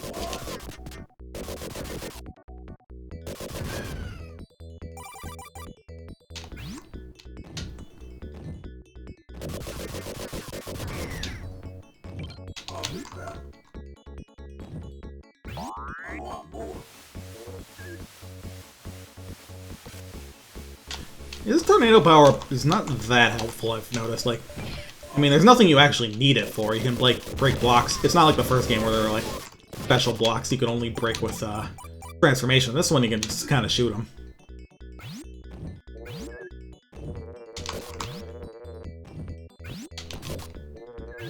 Transformations just aren't used as thoughtfully in this game, I think. Though I do like the ones that you get from enemies that are just proper power-ups. Those are pretty cool. Even if hitting things with a scorpion tail, huge pain. I mean, I said it's cool, not that it's good.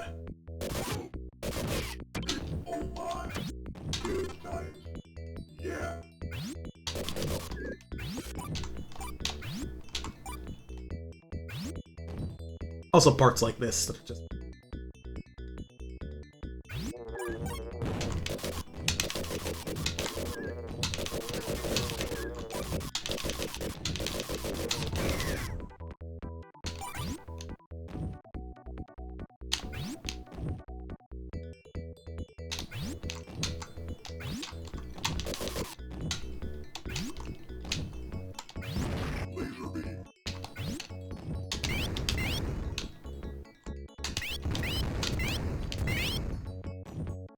I don't really have the time to explore that much more, I don't feel like.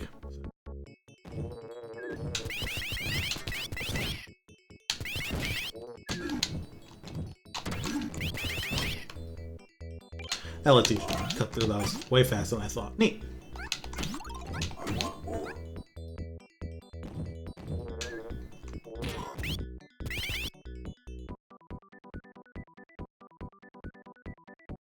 I like this tune. Has some old school techno vibe to it.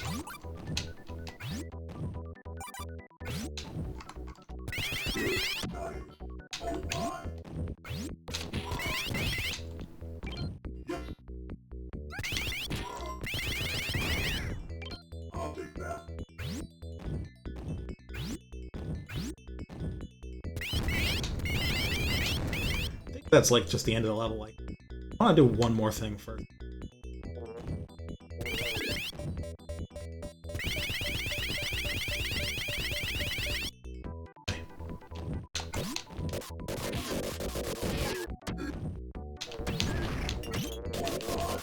Huh. Well, more time better, that's useful.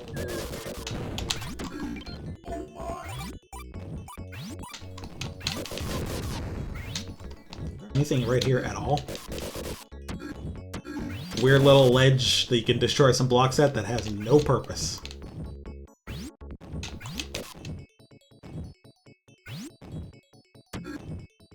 Did find this though.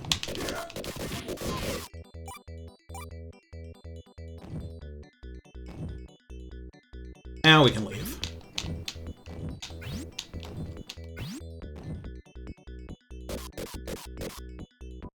Yeah.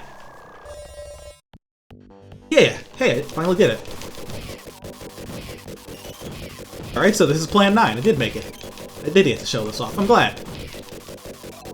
See, this is like a sort of shooter level. Huh, so I think I do max out at 10 health here. I just got a health upgrade, didn't get anything.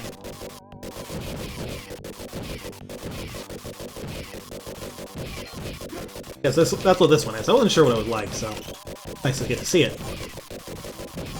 Guess I'm just that cracked at this game, guys.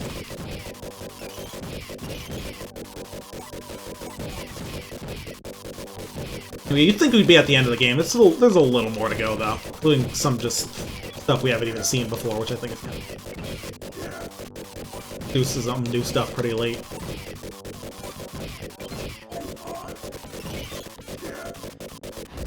Oh boy, the random meteors are back. And yeah, this has momentum too, that's why I slide all over the place. Like, very silly. Nobody told these guys that that shoot 'em ups aren't supposed to have momentum. They're the opposite of Sonic games.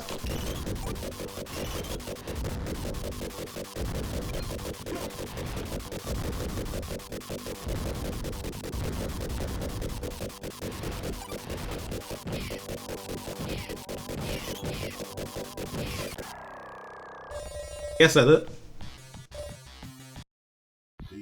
Anyway, I'm a tank now. Just thought I should know that.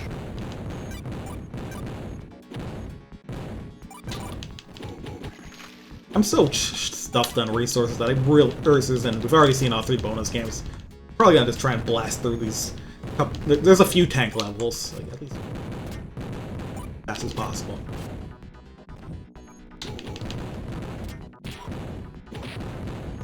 Especially since I'm pretty sure I can't even. Also, the weird thing about this level is, if you saw me like in the control setup for this game at the beginning, the game has like 2 buttons for shoot and 1 button for jump. But in the tank, one of those shoot buttons actually gets changed to a button to turn around.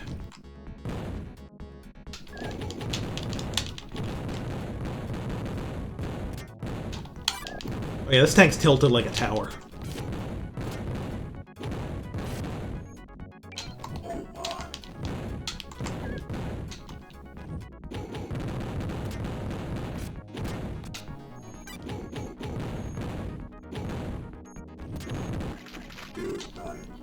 Also, once I got everything on one of these tank levels, not this one, the next one, and I didn't even get to go to a bonus stage. I'm not sure what determines that. Some levels just don't give you it.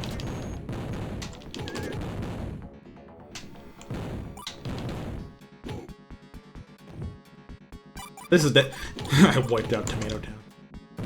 This is definitely a transformation that could wipe out Tomato Town.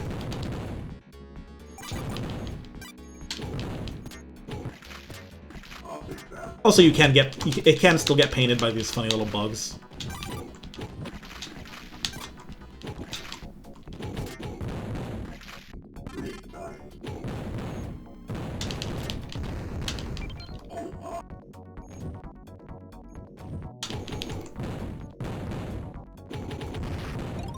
Well, I mean, I guess if I have 40 lives, that's fine.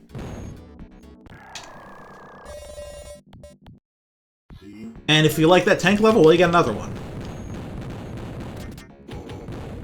This one's way more straightforward, though. Just got some acid pits to deal with.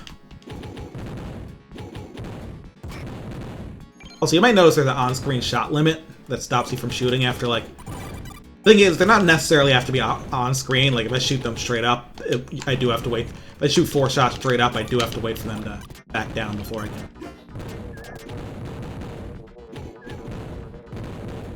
fire more. I mean, I can sure try, but the gun just won't do anything. But yeah, this was the level where I was able to get everything and I didn't go to a bonus stage. Probably just because it's so linear, it's like very easy to get everything. Just like how that first level where you were like helicoptering down from the sky. Hey, you couldn't get to one either for like obvious reasons.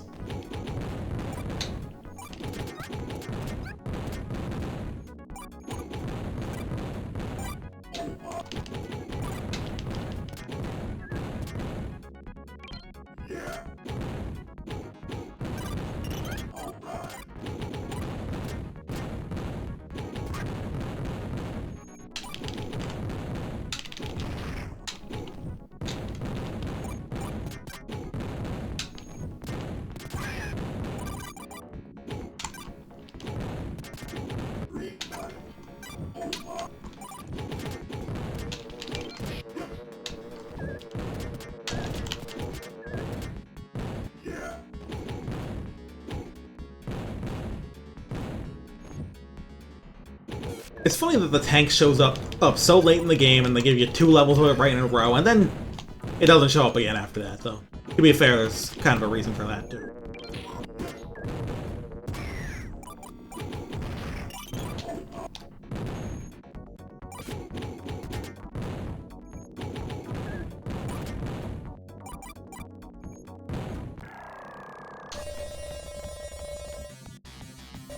But yeah, you'll see. All power sacks. All but 1 photon. I still don't get to Plan 9 here. Anyway, this is Bad Eggs. It's the last actual level of the game. It is unfortunately kind of a meh level. You go up. But the fun part is that these eggs show up with enemies from all throughout the game, including ones that give you transformations. But unfortunately that includes these fucking scorpions.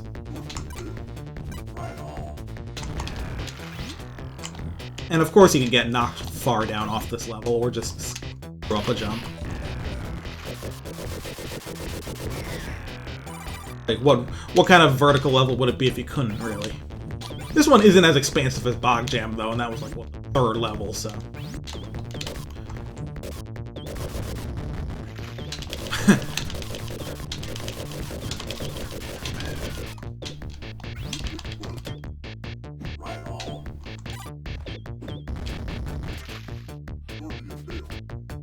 At least I got to kill one of those scorpions in this thing.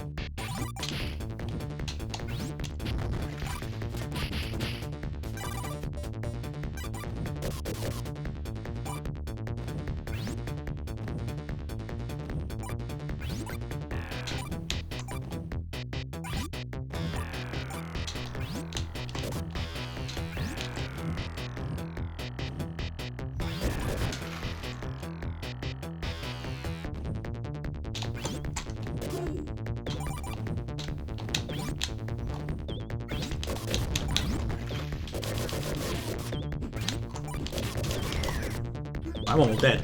I lose life here. Oh no. I might lose a life, guys.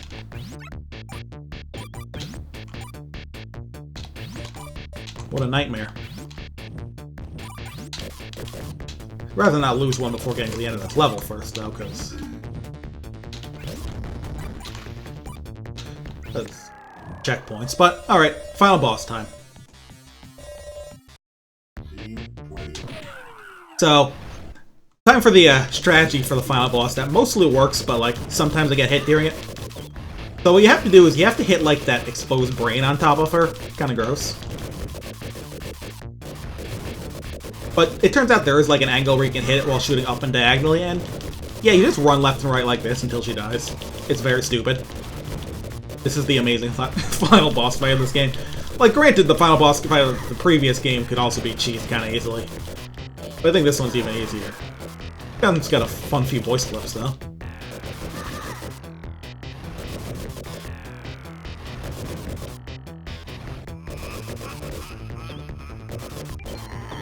Further you get in the fight, the platforms start being destroyed, which would be a problem if I was using them, but in fact they block your shot, so it's actually good that when they... here. And this strat does not stop working. Really, the only reason not to do this is if you're like speedrun. I have gotten hit doing this like once, but it was delayed. Good for you.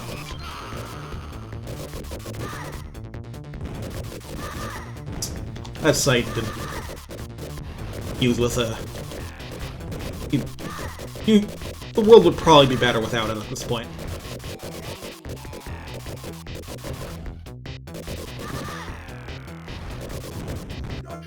Yeah, that's the final boss of Vectorman 2.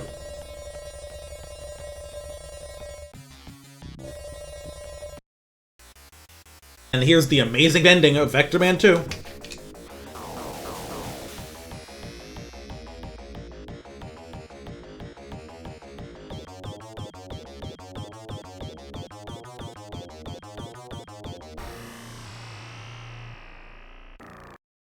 Yeah, that's it.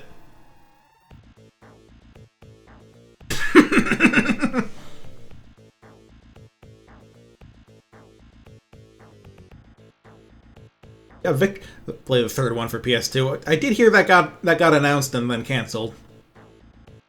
Did a prototype of that show up at some point? I feel like it did. I kind of wish I had that on hand, but I don't. Anyway, yeah, this game's ending is underwhelming, especially because think about these credits. Oh, by the way, the game doesn't show you your score at the end, which is kind of silly. Yeah, you can just look at them here at any time. So it's not even something special for beating the game. But yeah, that is the thing I was wondering. Drooling Dog Studio is what it says in the background here. Were they a separate company from Blue Sky, or I wonder what the deal is. Who's the contest winner though? Oh, I can show that.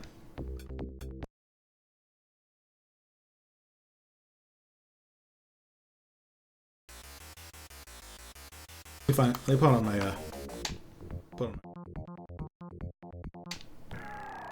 Yeah, Josh Krebs won the Vectorman Morph Contest with this weird little four-legged head gun thing.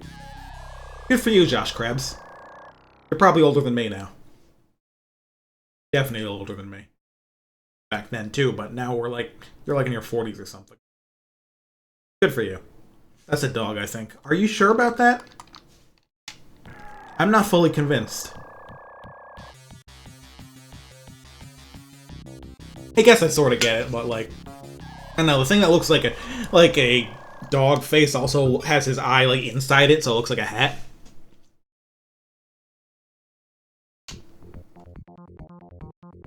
But yeah, that's Vectorman 2.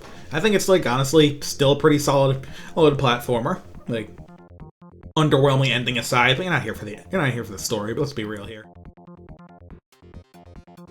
I think it's just a neat little pair of games that don't quite get lauded as classics these days, but they're kind of games that are fun to learn and like also much easier than they seem once you learn some of the stuff in them. Like, geez, I was going to the bonus stages by accident by the end and stocking up on lives and extra health. That was ridiculous, frankly. Anyway, thank you all for coming. I've talked about it before, I do want to start Metal Gear Solid 2 soon. I'm still just trying to figure out how I'm going to play that, whether it would be better to do it on emulator, because I can plug my DualShock 2 into my PC, and I think these days the current versions of PCSX 2 do support pressure-sensitive buttons, which I know Metal Gear Solid 2 and 3 use. But we will have to see how that goes. Till then, though, thank y'all for showing up to these silly little games. I enjoy. Wow, I'm actually done before midnight this time. Sweet. See y'all later.